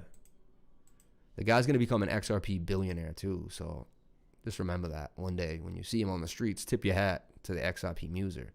U.S. Chambers of Commerce provides framework for U.S. to remain an innovative leader in digital assets. This is a big deal, guys. U.S. Chambers CCMC reports provides framework. Washington, D.C., the U.S. Chamber of Commerce for capital markets competitiveness. So the Commerce Center for Capital Markets Competitiveness, which is important, today released a new report, Digital Assets, a framework for regulation to maintain the United States' status as an innovation leader. Yes, we cannot fall back behind, man. We need to go to the forefront of the digital universe, right? Digital assets are anything with ownership or use rights, which are issued or transferred using digital technology infrastructure, such as blockchain, rather than in a physical form. The digitization of assets has the potential to revolutionize how goods and services are offered, bought, and how the value is transferred to generations to come. Uni and Avi are going to grayscale. Pump, pump, pump, pump. Oh, they are. Wow. Yeah, Ave's gone, man. Ave is gone. Hadouken, the greatest. Pamp it. Given the rapid pace at which digital asset innovation is developing and being adopted, especially over the past years, the global pandemic has accelerated the trend towards digitization, and the stakes are too high to fall behind. The Chamber's new report is focused on financial services, regulatory systems. Dude, they're going to clear up that XRP business, and they're going to get XRP back in business. That's what I think this is going. That's really what I see. That's kind of what I see that story heading to, right? Tired of Robinhood telling you what stocks you can buy? Frustrated investors might find that DeFi is a censorship-free solution that's always open 24/7. DeFi in the spotlight as legacy brokerage break down. Yes, baby, yes. DeFi in the spotlight as legacy brokers break down. As retail trust in the stock market comes under strain, DeFi developers champion an alternative system. It's true, as legacy markets roil, brokerage break down, and accusations of market manipulation fly, long-term decentralized finance adherents can't help but say, I told you so, when it comes to the need for open, unstoppable, permissionless. I talked about that. I talked about how Uniswap, you don't need to sign into that. I made all these connections for you guys. Stay with the lifer, man. Stay with the lifer. We are all investors. Our time is now.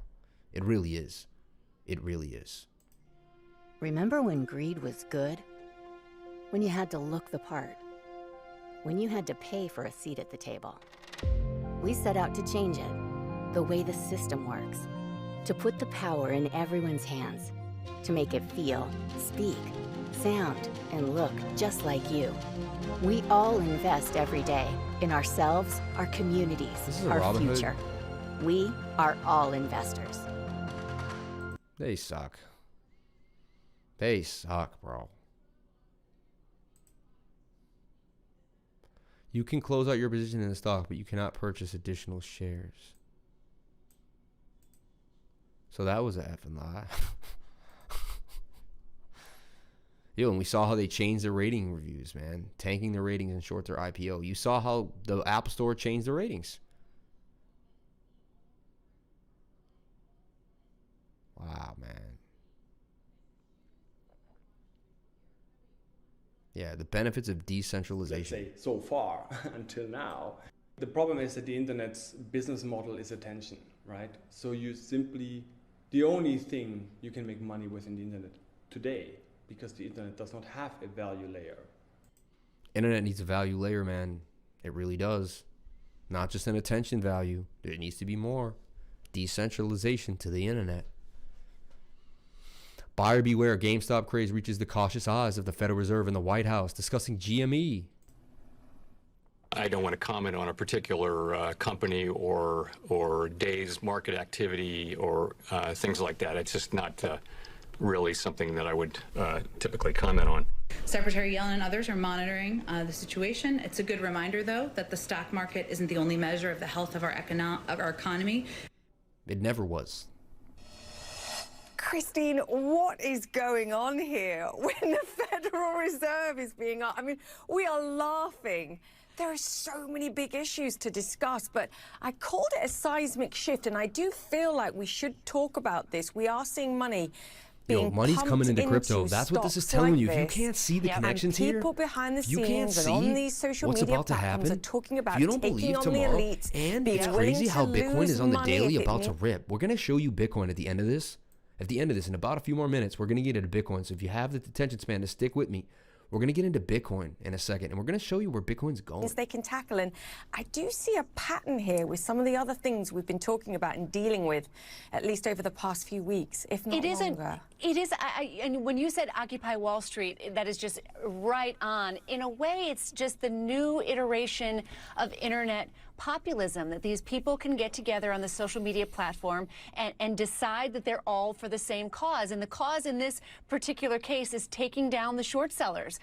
And from what I can tell, and I've been covering this pretty extensively for the past few days, no one feels sorry for the big hedge funds who are losing money here, right? No one is crying, crying for more often than not. They're saying saying this is just desserts for what is a real cutthroat part of the business. And this is a way for the small guy to have a voice, quite frankly. And that's what you're seeing here. I also think there's another part that has empowered this, and that is the trend over the last year to free online brokerage accounts. You don't have to pay $7.99 anymore to make a trade. I mean, that is something that used to always hold me back. I'd think about, well, do I want to just buy a few shares of a stock if I have to pay $7.99?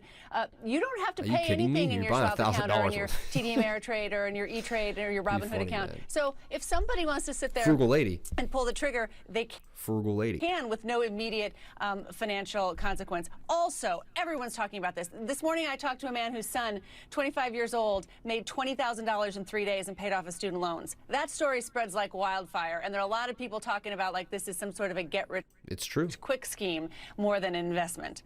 And he's one of the lucky ones. My fear here, and it goes back to your point, I think, about no one feeling sorry for the hedge funds. There will be people that get into this late. Yes. There will be people that... But that's with every single stock. People are going to get into Bitcoin late at 20K, and they had a hold for 3 years. But 3 years later, you know what? Now they're doubled up. So patience makes the wallet grow fatter. Okay. Simply doing this, and they don't understand the fundamentals. They've not captured the enormous run-up that they've seen, and they get in late, and then we, as I made the point, eventually these bubbles, and it is a bubble when you look at the chart here, it's totally dissociated from any form of fundamentals. It pops, and people lose money. And I do fear that those are then the people that go to the government and say, hang on a second, you know, I wasn't protected, I didn't understand. There are huge risks here. You know, it is a democratization of Wall Street, which is seen as an elite insider's game, but then there's also the risk when you open it up broadly like that, not knowing the consequences could be dangerous, and there's always the last... People are going to get wrecked. That's what the market does. That's capitalism. I'm sorry to say. You know what? You get wrecked, you learn how to not to get wrecked next time. I've been wrecked. I lost $13,000 in a GVO stock 5-6 years ago, and back then I had no money. It was like 10 years ago. It was half of everything I own, man. It was like, it killed me. It killed me. I kept dollar cost averaging, and it tanked. Again, an expert is simply, Niels Bohr, great physicist, says an expert is merely someone who makes every mistake in a very niche field. You know, people look up to me, the crypto lifer, you've done so much, because I've done every mistake that you haven't yet. I've done it all. I've bought high and had to hold to get out. I've been in just messing with the limit order, and I've sold something at a loss accidentally. I've done it all. I've done it all. Now I'm an expert, and I don't make those mistakes anymore, and you learn from me, and that's how it works. The last person in who is... You don't become a great trader without getting wrecked. It's life. It's the life lessons. You fall off the swing at the playground. You learn how to swing. You fall off, you know, you take a hit. It teaches you a lesson. My friend right here, Chris Collins, is a boxer. You know how many times he got punched? Probably in the head, in the side. You know, some people think it's the head. You get punched in the ribs, it hurts pretty bad. You're sore for days. My man knows about getting punches, taking a blow, getting back up, and getting ready to fight another day. Shout out to my man, Chris Collins. I love you, and I apologize for last week. Is the person who gets hurt the most. So I always am worried about people who jump on the bandwagon. You know, I always say, you know, you want to focus on your 529, your 401k, or your IRA, and when that is fully funded and you have play. You know what's funny? Who she's talking to? You can't have a Roth IRA if you're worth more than $1 million. So like, if that's someone who could only put $140,000 and $5,000 a year. So she's talking to basically lower middle class to kind of very poor people. Once you kind of have some wealth and gains, like, you're not messing with the Roth IRA anymore. That's for like the little guy. I'm just bringing that up. So that's who she's talking to. Money, fine, play with your play money, but you know, you need to have a financial strategy, not a get rich quick scheme. And this is also not a lottery ticket. This is some sort of distortion in the market that's getting an outsized amount of interest because it is just so wacky and wild. Even the Fed chief being asked about it. But you know, buyer beware, please, buyer beware. Yeah, this is not, in my mind, investing. This is not long-term wealth building. This is a get-rich scheme. And that's great if you manage to get in and you get out and you take profits and you're okay. But I do fear for those that get caught in this. And, of course, the industry itself is saying... Oh, who got caught in it? The hedge funds got caught in it. You know what I'm saying? The hedge funds got caught in it. Oh, it looks like Dave's coming out. Looks like Dave's coming out again. We got another Dave Portnoy clip coming out, actually from the first one. Let's see what we got going on here from the digital asset investor, my man. I like this guy. I've been watching his channel for years, the digital asset investor. Let's see what he has to say. $2 million from GameStop stock. He's the same guy that made $750 million from the housing crisis of 2008. And this guy made $532 million from GameStop stock. He's the same guy that made $750 million from the housing crisis of 2008. And you might recognize him from the iconic movie made about him, The Big Short. We're talking about Michael Burry, the guy who founded Scion Asset Management, and the guy who also conveniently owns 1.7 million shares of GameStop, with the majority of his purchase coming around $6 during November of 2019. And if you do the math, that's a 5,600% return on investment. This guy made $532 million from GameStop stock. He's the same guy that made $750 million from the housing crisis of 2008. And you might recognize... It's like, did he know this was going to happen? Interesting. He might have saw this a year before it happened. I mean, he saw the housing crisis a year before it happened.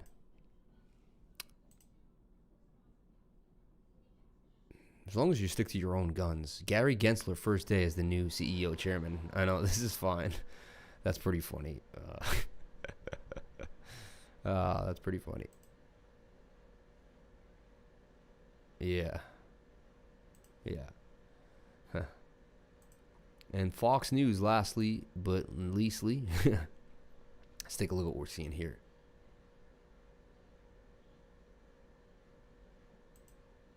Did he go on Fox News? I would love to see that. Or is this the same clip we saw earlier? No, I think this looks different because in the other clip he had a white shirt on, right? I have a photographic memory. He had a white shirt on. One of the rare people in media who understands this is our next guest. He's the founder of Barstool Sports as well as an independent investor who trades an awful lot online and has done well. Dave Portnoy joins us now to explain exactly what this moment means. Dave, this kind of gets to the heart of what you've been doing under quarantine. And I'm wondering what lessons we can draw from this. What is happening exactly? You know, I've been trading heavily since quarantine started, and I was shocked by this. I personally did invest in AMC and Nokia. Those are two of the stocks that the Reddit guys and the Wall Street Bets guys were pushing. I believed in the power of the internet. When I saw what Robinhood was doing, ironically, Robinhood take from the rich and give to the poor, even though they do the exact opposite. I was stunned. I think it's criminal. I think there has to be an investigation. I think people have to go to jail. Whether that actually happens, I don't know. But I've never been more convinced about market manipulation and the people, the hedge funds, controlling the game than today. I mean, just to wake up and say, hey, you can't trade these stocks anymore. You can only sell them. We're going to intentionally crash the market in these stocks. And everyone who has it, tough. You're going to lose a ton of money, but we're going to save the rich people and the hedge funds. Shocking. Like in 20 years of me doing Barstool, I'm not exaggerating. It's the most shocked I've been. And maybe I shouldn't be. But, you know, when you have AOC and Donald Trump Jr. both on the same side of an issue, you know something's dramatically wrong. Yeah. That's pretty cool. Seems like but you know what's cool? The country's been so divided. You see how decentralization brings us together? I think cryptocurrency can bring... I think we're entering the age of Aquarius. Look it up. I think we already have entered the age of Aquarius. New beginnings are coming, my friends. As negative as everyone talked and all the nonsense we've been through the last few years, you know, I really feel like this is a precedent. I'm feeling it right now, guys. Consciousness has shifted. The age of Aquarius has begun. And dude, we have AOC and Donald Trump Jr. and Tucker Carlson all believing and fighting for the same thing. That has not happened. We haven't seen that. This is a big deal. This is a win. This is a win. This is a win for the common man. Let's see how far we can take this momentum. betrayal of the basic promise of American public markets, which is they're transparent. It's purely meritocratic. That's why you've been able to make dough during quarantine. You make a bet, you're right, you win. How amazing is it to discover that that's not real? Apparently it's real for them. And I love the lectures. You hear it from the hedge funds and the suits, as I call them, but they'll say they're protecting you and we're protecting you versus yourself, and people don't understand the risk and margin. And then you look at them, it's like, buddy, look in the mirror. But they didn't understand the risk and the margin. They just buried themselves. So, how can they claim they're protecting people when they were unable to protect themselves? It was the people that took them this time. They needed to be protected, not us. Not us.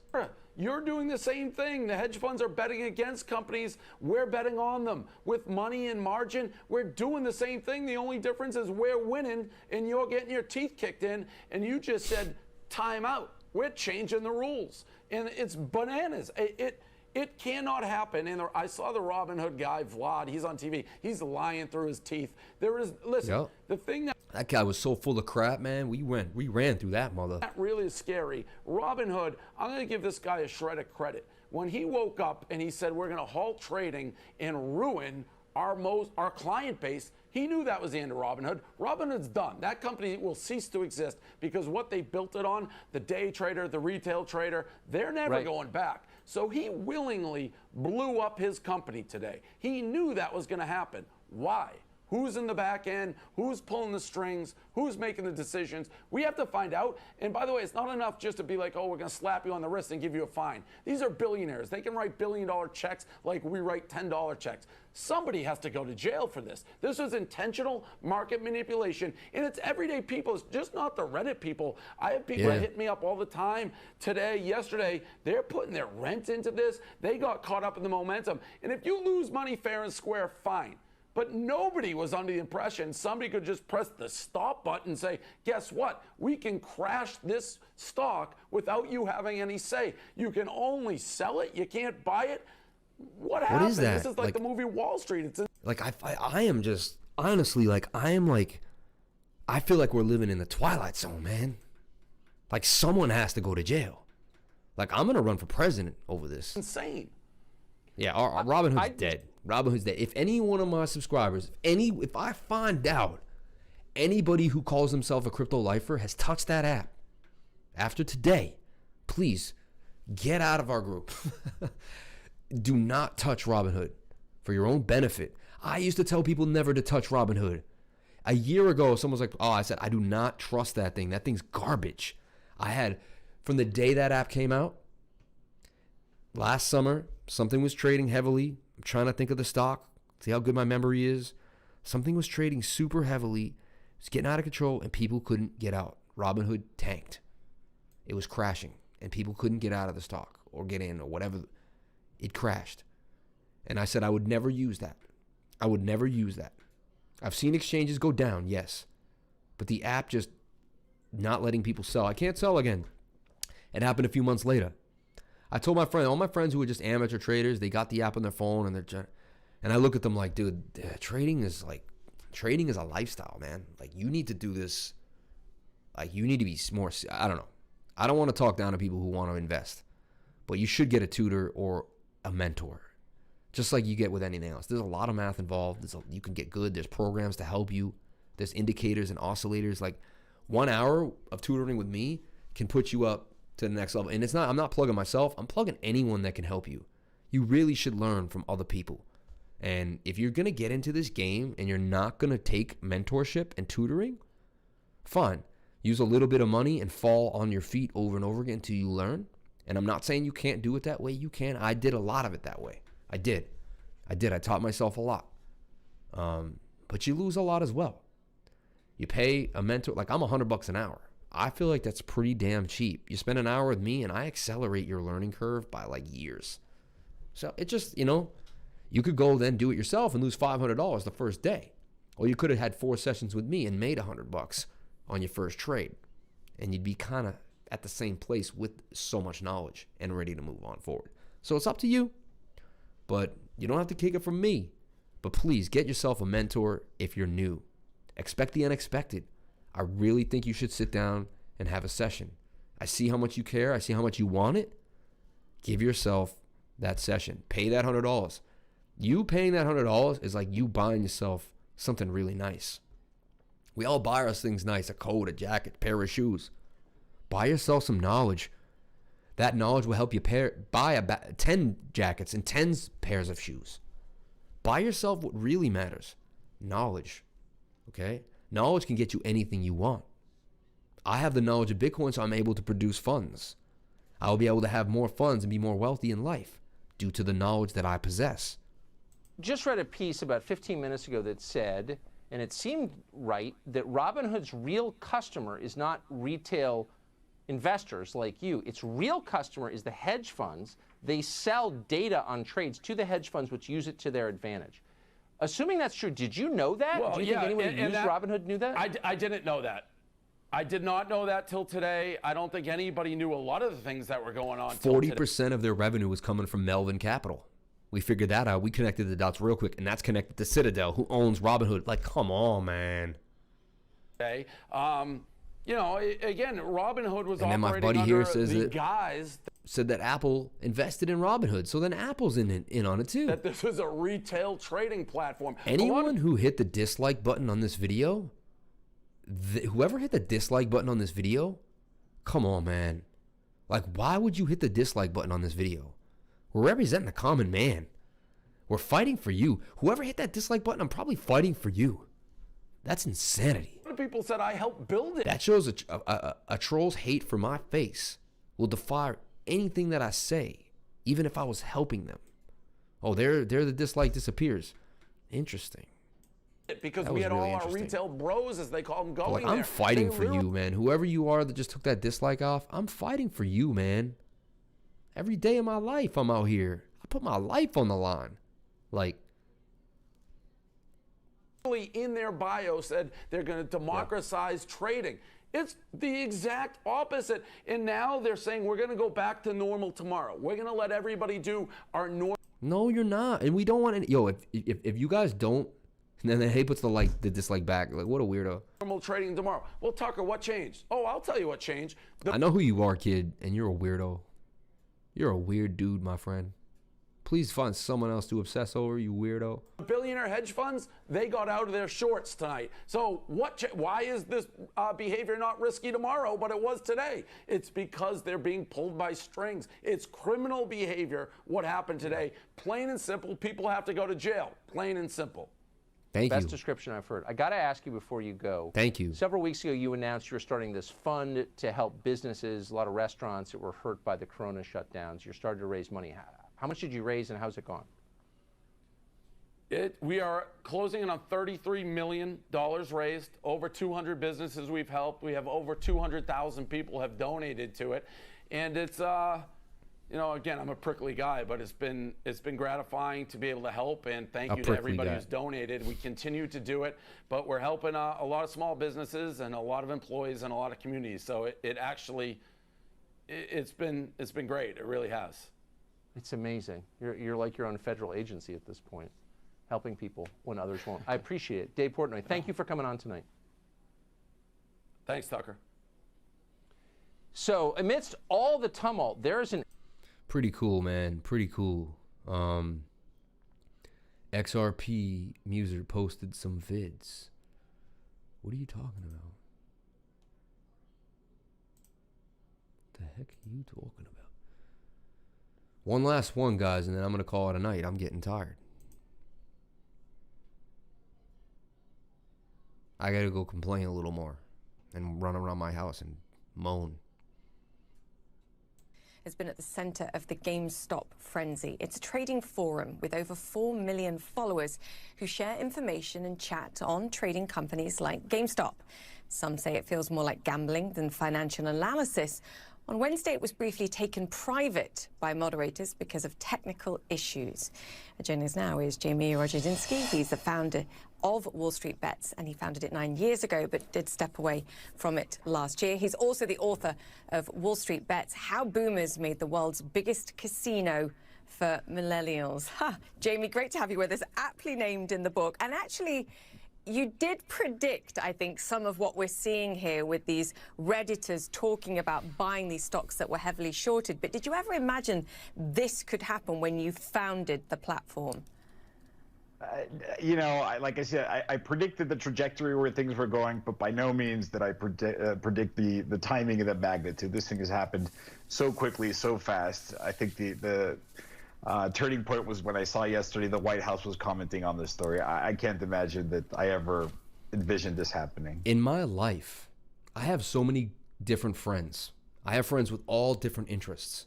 And in my life, right? In my life, whoever's disliking this video, you guys are weirdos, man. We're talking about how the hedge funds got destroyed by retail investors. Whatever, man. I love you guys. YouTube actually likes the dislikes. It helps my videos go further because it creates SEO confrontation. And they like confrontation because confrontation talks brings up more comments back and forth and actually monetizes. So whoever's hitting the likes button, you're really helping my channel grow, man. So thank you so much for hitting the dislike. Add a few more if you want. If we could get to 10 dislikes, this would really boom the channel. Don't take them from the likes, though. We want the likes to stay. But if you could go get some more of your corny friends and hit the dislike button a few more times, that would actually be great. So take more of those likes. The 5 dislikes, dude, I think you could do better than that. I think you could sign into 6 more accounts. I think you have 5 more fake accounts you could make and keep hitting the dislike button, because I know it's not 5 people. I know it's some corny people. Anyway, but it helps. It actually, you're helping me. So add 5 more dislikes if you can. I love it. I love it. I love it. You've been quoted as calling this a train wreck happening in real time. What do you mean by a train wreck? You know, there's a lot of forces at play that have just never been tested. There's a lot of people looking and commenting on this story, looking for precedent before, and there just isn't. It's too different, the dynamics. There's too many people, the technology, the social component of it, and the regulation, which quite frankly I think was written at a time that wasn't able to predict this type of thing either. So what we're going to see, or what we're seeing, is kind of this collision between a system which is clearly not behaving the way it should be behaving, yet nobody's prepared to handle it on the regulatory side, the government side, or on the... I love everything. I love it all. Shout out to the dislike guy. You're the best. You know why? To get 5 dislikes, man, you have to have a pretty big channel, right? Like, you have to be doing something. You don't get 5 dislikes at home doing nothing. So, yo, you just put me in the highest level. You're booming me up, man. More dislike? Come on, you took a dislike away. I want another. I need more thumbs downs. Why are you doing it? Dude, now you're taking my dislikes away? I need those dislikes. They help controversy. Why are you taking the dislikes off? Dude, you suck. Now you're taking my dislikes away? The actual forum itself. I like those dislikes. We just had you're making my day. A senior council member formerly at the SEC saying that there's enough regulations in place for everyone here to protect them. But I kind of agree with you. I do see a pretty seismic shift here, and it's a combination of social media platforms like Reddit that allow people to talk about what they're going to do and to debate these things and to collectively make a decision to do something, combined with what we're calling the democratization of access to financial stocks through platforms that, for the most part, are free. It's created a sort of a perfect storm that's allowed... This corny dude just took all the dislikes away. Yo, this is hilarious. Now I only have 1 dislike. Power of the people to take on hedge funds in the way that we've seen. This is great. That's correct. You know, there's a lot of talk about how this resembles the 90s and how there was the dot-com bubble and how there were chat rooms at those days where people would discuss things in a similar fashion. But this is fundamentally different because no longer are these people placing bets on a sports game or a horse race.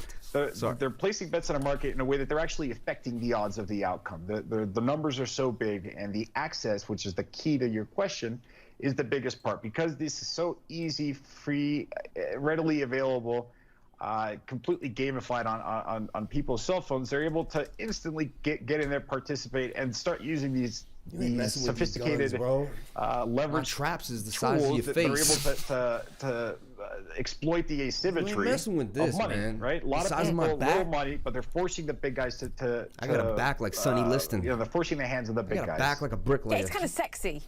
making lots of money, and some people are making real amounts of money, paying off school fees, paying off mortgages. It's sexy also when the headlines say a hedge fund has got caught on the wrong side of a trade and now needs bailing out. Thank you for the dislikes coming on back. Thank you for putting those dislikes back, man. How dare you take my dislikes away? Thank you so much for putting those dislikes back. I really appreciate it. By friends in the industry.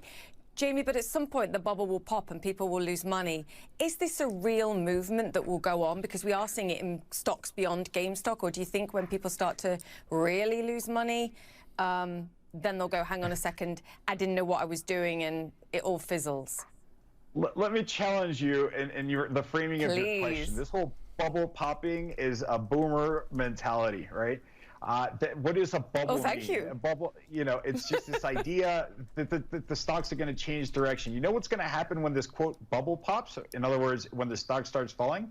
These people are going to switch to buying puts, which is a bet that the price is going to go down. And they're going to make money on the way back down as well. The bubble to them is just, hey, what direction should we buy today? Yeah. Should we buy up or down? And they're agnostic as to what happens. None of these people are buying the shares. They're buying stock options. Not all of them, Jamie. Come on. I agree with you that there are a lot of smart people that got in early, and a lot of smart people will be buying options on this on the downside or on the upside. But not everybody, and some people will get really badly hurt. Yeah, but everyone gets hurt on every stock. Apple hurt some people, right? Microsoft has hurt people. Amazon. I don't care. Someone is bought at the wrong time all the time. Okay? So come on, man. It's actually not a game. Right. No, it's not, but it is, if you want to call it, a zero-sum game, right? There is, for every trade, there is a person that makes money and a person that loses money. Admittedly. That's the rule since the inception of Wall Street. Guess what? Every time you see a transaction, there's somebody that made money and there's somebody that loses money. That's it. That's the facts. When you make money in a trading, you're taking someone's money. Period. Don't get it. Don't some get of it this makes twisted. investors. My biggest mentor who taught me how to trade said, someone's trying to take your money.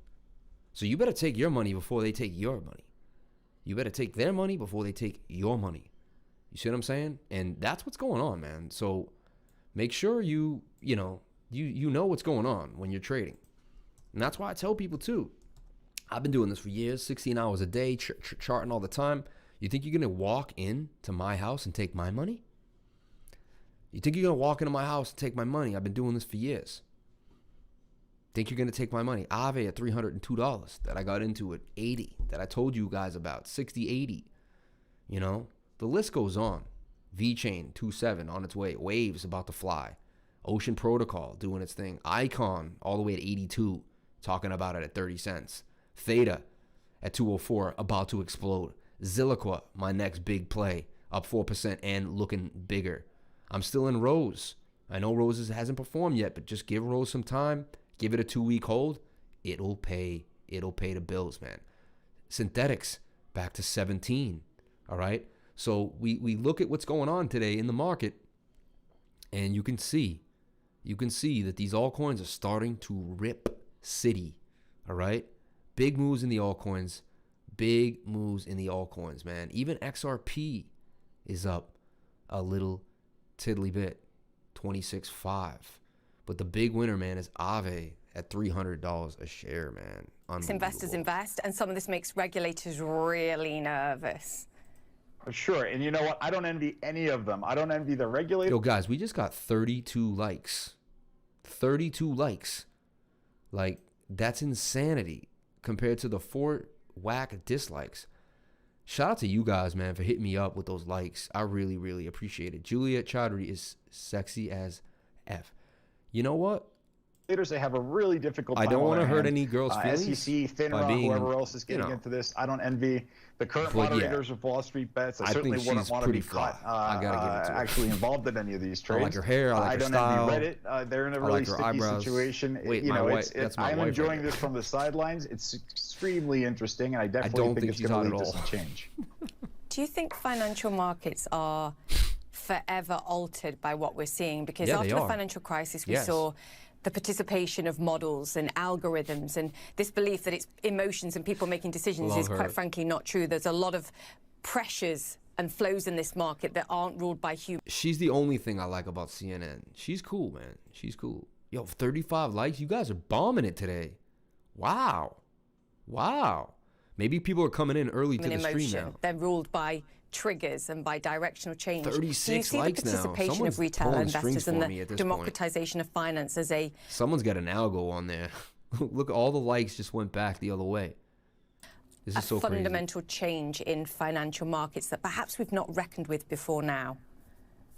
You know, that's a great question. I do believe it, but that change has been perpetual ever since the beginning of the stock market. You talk about all these different players that are involved. The first thing that comes to mind is when we had a volatility issue in February. 37 likes, bro. You know, no, now we got to get 50 people. 18 stock markets did some really crazy things. It's extremely technical and is really fascinating for those that are interested. I mean, if you didn't know what happened tonight, I gave you all the news. I covered it all. XRP Muser pumped in the data. He ran through Twitter. He ran through everywhere. Pamp the likes, dude. The likes are pamping right now up to 38. Like, this is crazy. Oh, you guys are pamping me, man. You're pamping me up. One more like you go live tomorrow night. Yeah, Hadouken, man, I'll go live. Who wants to go live with me tomorrow night? I want one of my live streamers. I want to like FaceTime one of you guys or Zoom one of you guys, and I want someone to come on. I would like to have another face on the live stream tomorrow night. This is a good live stream. I did like the topic. No, I had to talk about it. I wasn't going to go to bed at night and not bring this up. And my friend of 20 years, man. Can I get weird right now? I just want to say, you grow up in life and you meet some people. For whatever reason, they come into your life. And then you choose to keep those people in your life, right? And I just want to talk about XRP Muser right now. If he was here, he might turn red. But dude, you know when I see him, the first thing he does, he smiles really big. Hey man. Like, I can't remember one time I ever walked up to him and he didn't have the biggest smile. Yo, what up, homie? So number one, the guy greets you with a smile. Okay? Number two, I've never been with him when he's complaining. He doesn't complain. Yo, Grayscale adding Cardano. Yo, send me this news. Where are you getting this news? Grayscale adds Cardano, bro. Dude, I told you guys Cardano is going to be huge. I told you that. I've been a Cardano fan for years. I put $4,000 into Cardano at 8 cents. It's now at 35 cents. My $4,000 is now $13,000. Right? I mean, there isn't a coin I didn't invest in. I got into ETH at $6.45. I had ETH even before that too.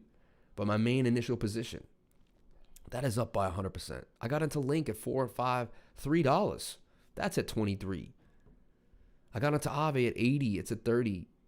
I got into eGold at 20, 22, 23. It's at 58. I got into Atom at $4. It's at 8.20.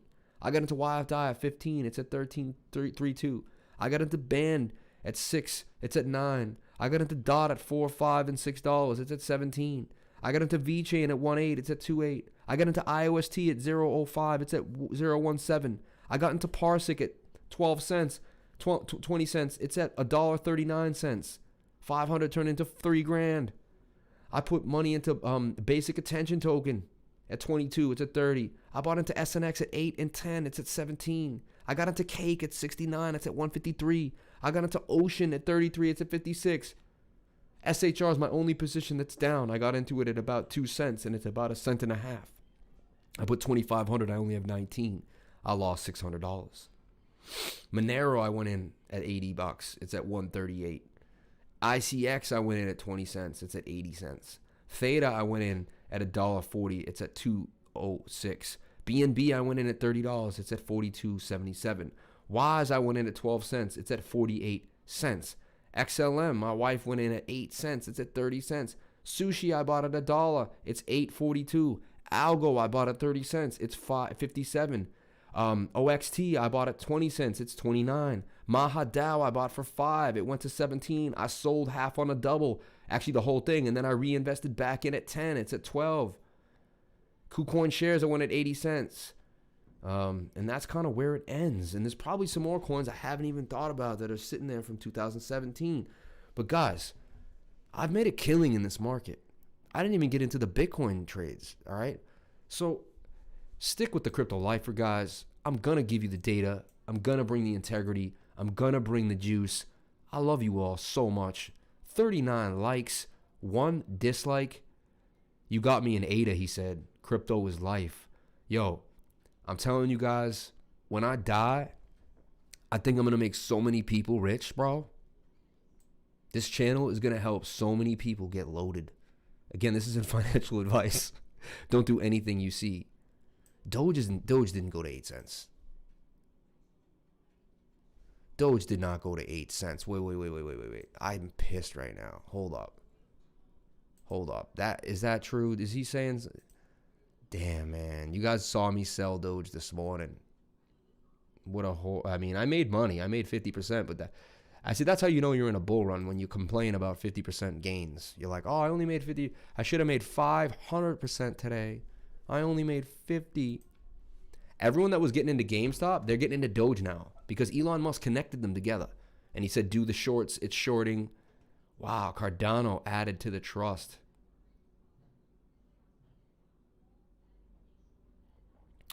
Robinhood said their firm has no liquidity problem. You know who else said that? Bear Stearns, right before their stock went to zero. That's interesting, to say the least. $14.96 for Uni, and look, Uni is breaking out. Looks like Uni wants to go all the way to $21. And it's still going to rip, man. Like, this market is insane. We're teetering on the 1 trillion yet again. And look, now we're breaking out. Guys, look, we broke out. We broke resistance. Look at it. We've been in this resistance since January 10th, guys. Almost a month. And look, the total market cap, we're about to see it go all the way to 1.4 trillion. Maybe $1.5 trillion, guys. This is going to be it. In the next month, February, even Charles Hawkinson said, a little bird landed on my shoulder. He told me February is going to be a good month. He goes, advice from little birds is usually pretty reliable. And you know he's saying that he knows some big-time hedge funds. He knows someone. He met somebody. He knew somebody. He knew somebody, man.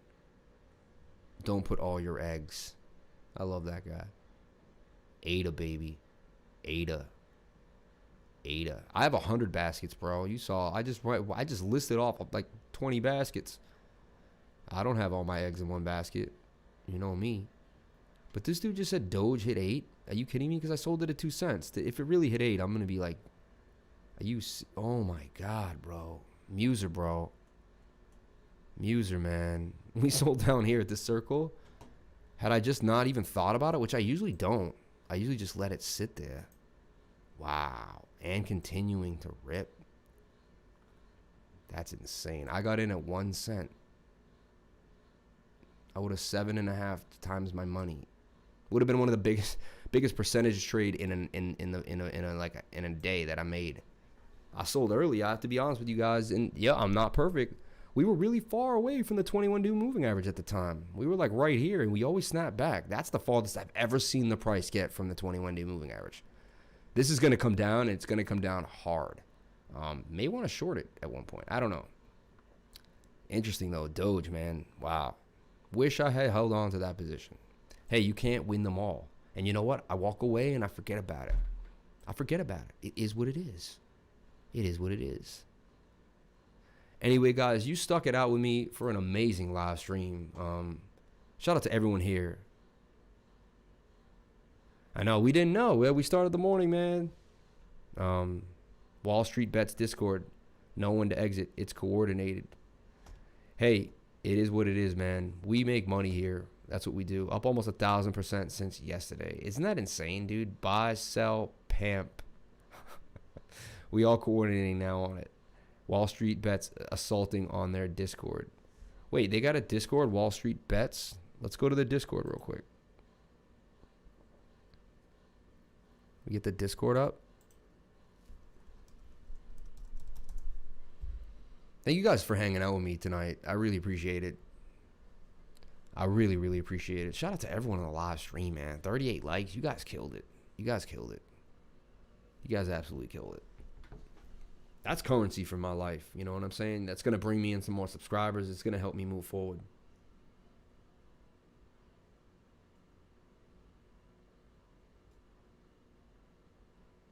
Look at this. A message to everyone on Wall Street from somebody with nothing to lose. You only think you're in control. You're trying to scare us into selling. It won't work. Let me explain why. I grew up poor. I grew up on the poor side of town. I remember my parents struggling with money for years.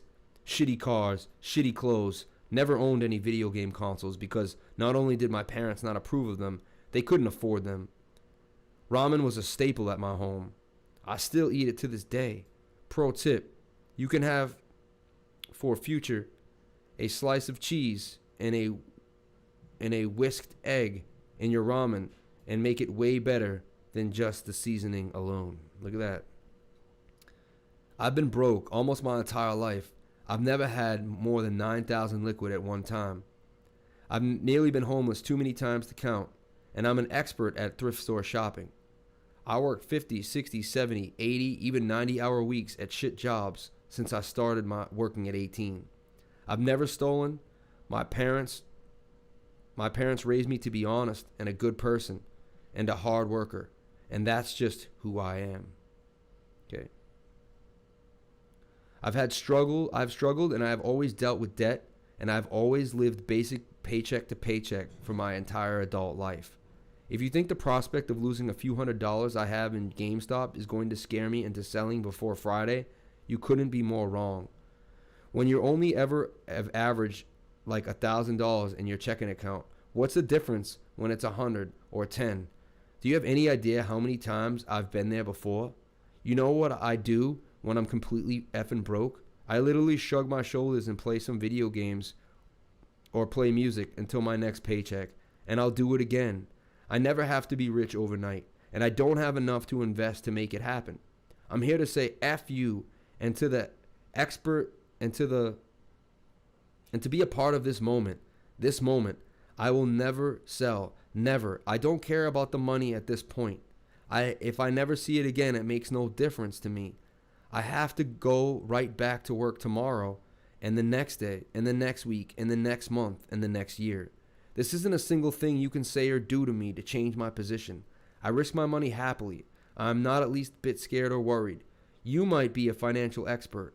I am a survival master. Power to the people. I will not sell. Shout out to Maddie for sending that to me. Really appreciate that, Maddie, that you would jump in and send some content for the live stream. Shows me that you're really with the people. You're really pushing things to the heart.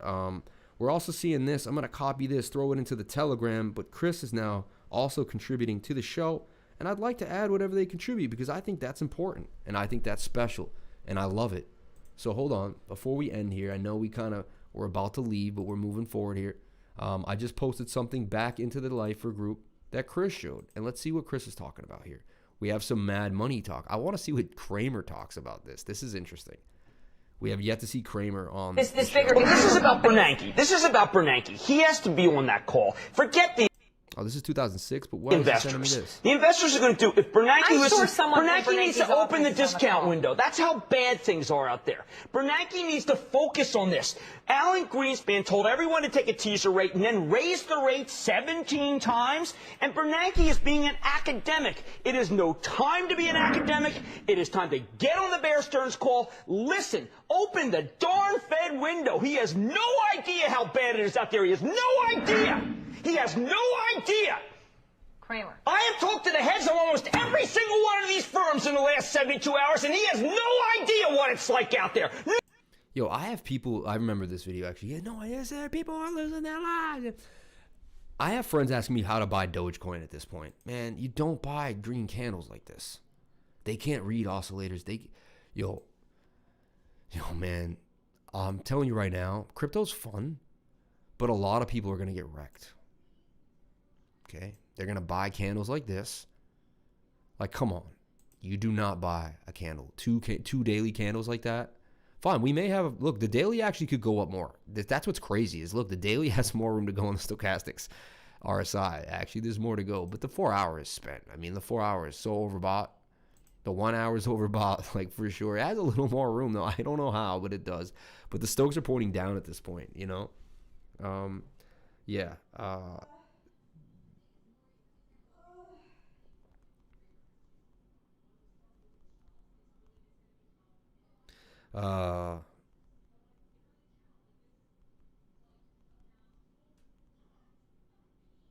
Anyone who doesn't want to be part of this live stream isn't one of the people. If you want to be part of the stream, you're one of the people. Like, you care. Like, you care and you want things to go forward. Like, you are one of us, you know? See how my hair is. My hair crazy right now? Matted. But yeah, that's why when I was getting the dislikes, I was like, dude, I just spent 2 hours of my time talking about the man. I told my buddy he was an idiot to buy. Now he's up 100%. Yeah, it's crazy, man. It's crazy.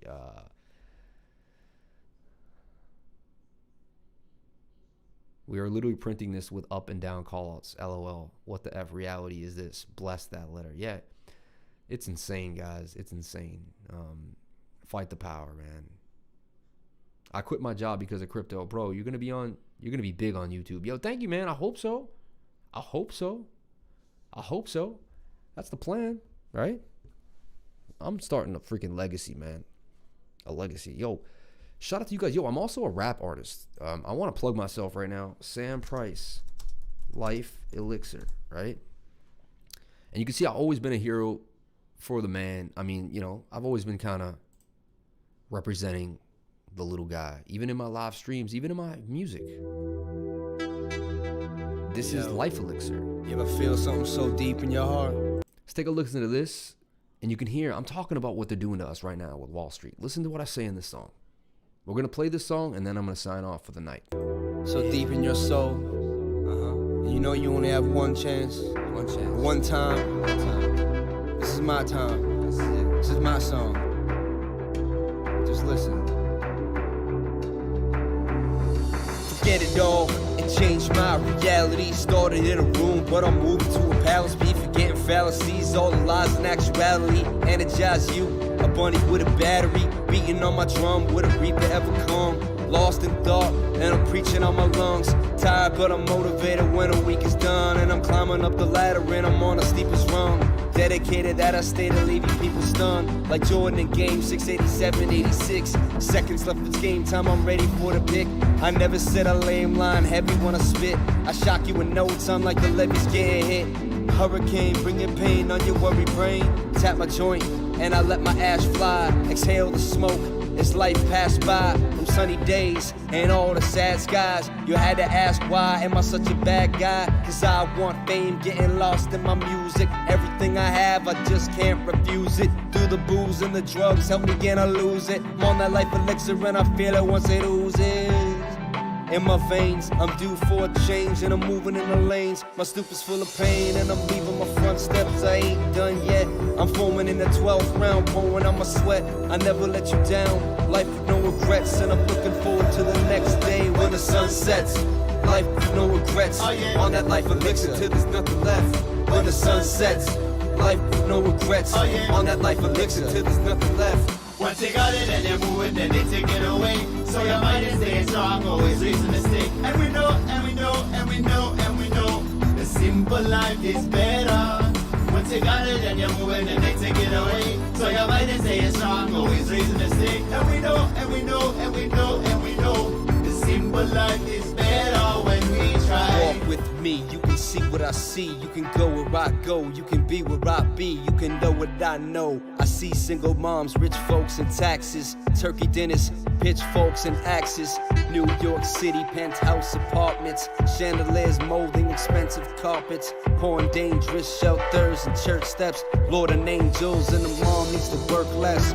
What's worth the stress? Teenagers unattended, they lost in the struggle. It's all just the cost of the bubble. Still I see college kids, they living in good vibes. Beach bar surfers and people with good lives. Exotic trees, bongs and beers and high tides. Open wide, I see with my eyes. Sunsets and beautiful full moons. Hurricanes, snowstorms and monsoons. Sunny days and all them clear nights. I should've steered left and I could've steered right. I've been confident and I've been afraid. I've been broke, but hey, I've been paid. I've been horny, but hey, I've been laid. But same, I've never stayed. Road that bend, that swerve, that swayed. War that make, that roll, that swayed. Been to funerals, baptisms, bat mitzvahs. Been down, now I'm up on that life elixir. Look looking forward to the next day when the sun sets. Life with no regrets. On that life elixir till there's nothing left. When the sun sets. Life with no regrets. On that life elixir till there's nothing left. When the sun sets. Life with no regrets. On that life elixir till there's nothing left. When the sun sets. Life with no regrets. On that life elixir till there's nothing left. Once you got it and you move it, then they take it away. So your mind is staying strong, always raising the stake. And we know, and we know, and we know, and we know, the simple life is better. Once you got it and you move it, then they take it away. So your mind is staying strong.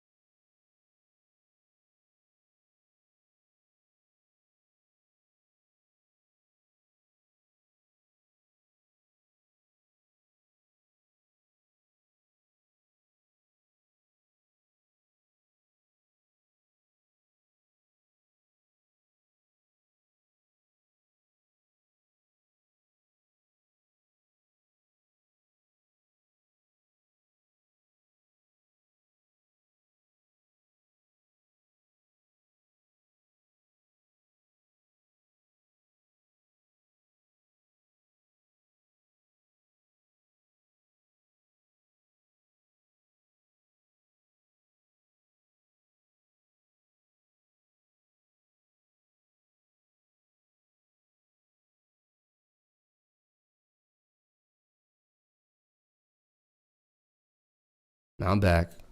I got you guys. Sorry.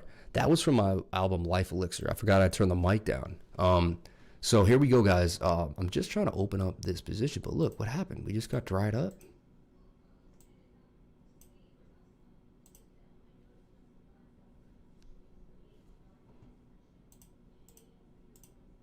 Something's going on with Binance right now. Acting a fool. Hold on. This is the last thing I'm doing, and then I'm out for the night.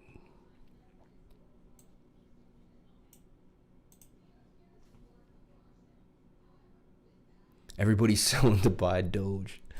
It's silly, man. Bitcoin's about to fly. Don't trade in Binance. Who is that? Don't trade in Binance. I've been trading in Binance for years. Why would you not? Tell me why you don't want to trade in Binance.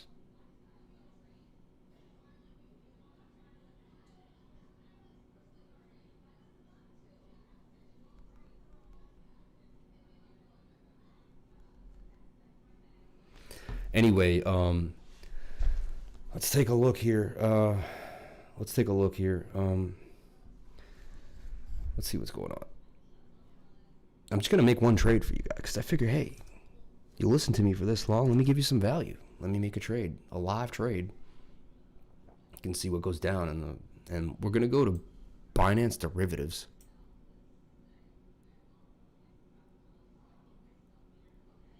It's not, man. It's for people who are you're bugging. You're bugging. You need to know what to do. You need to know what to do, bro.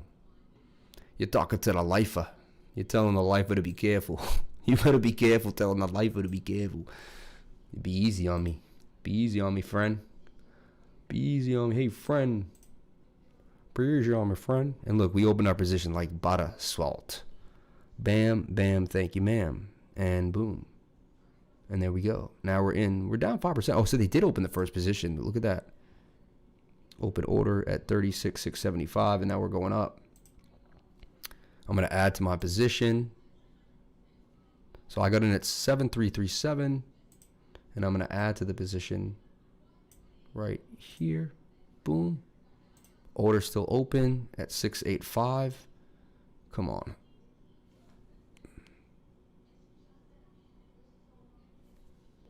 All right, and we got caught on that. And boom, we're going to let that run. We're down 11 bucks already, 6%. We're going to let this run. 32x leverage in at about 36.7. Between 36.50 and 36.7. We're going to go off with this breakout, double bottom here. We're going to ride this move up to 40K.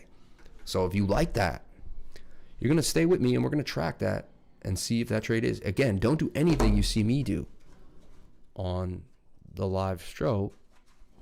Don't do anything that I do on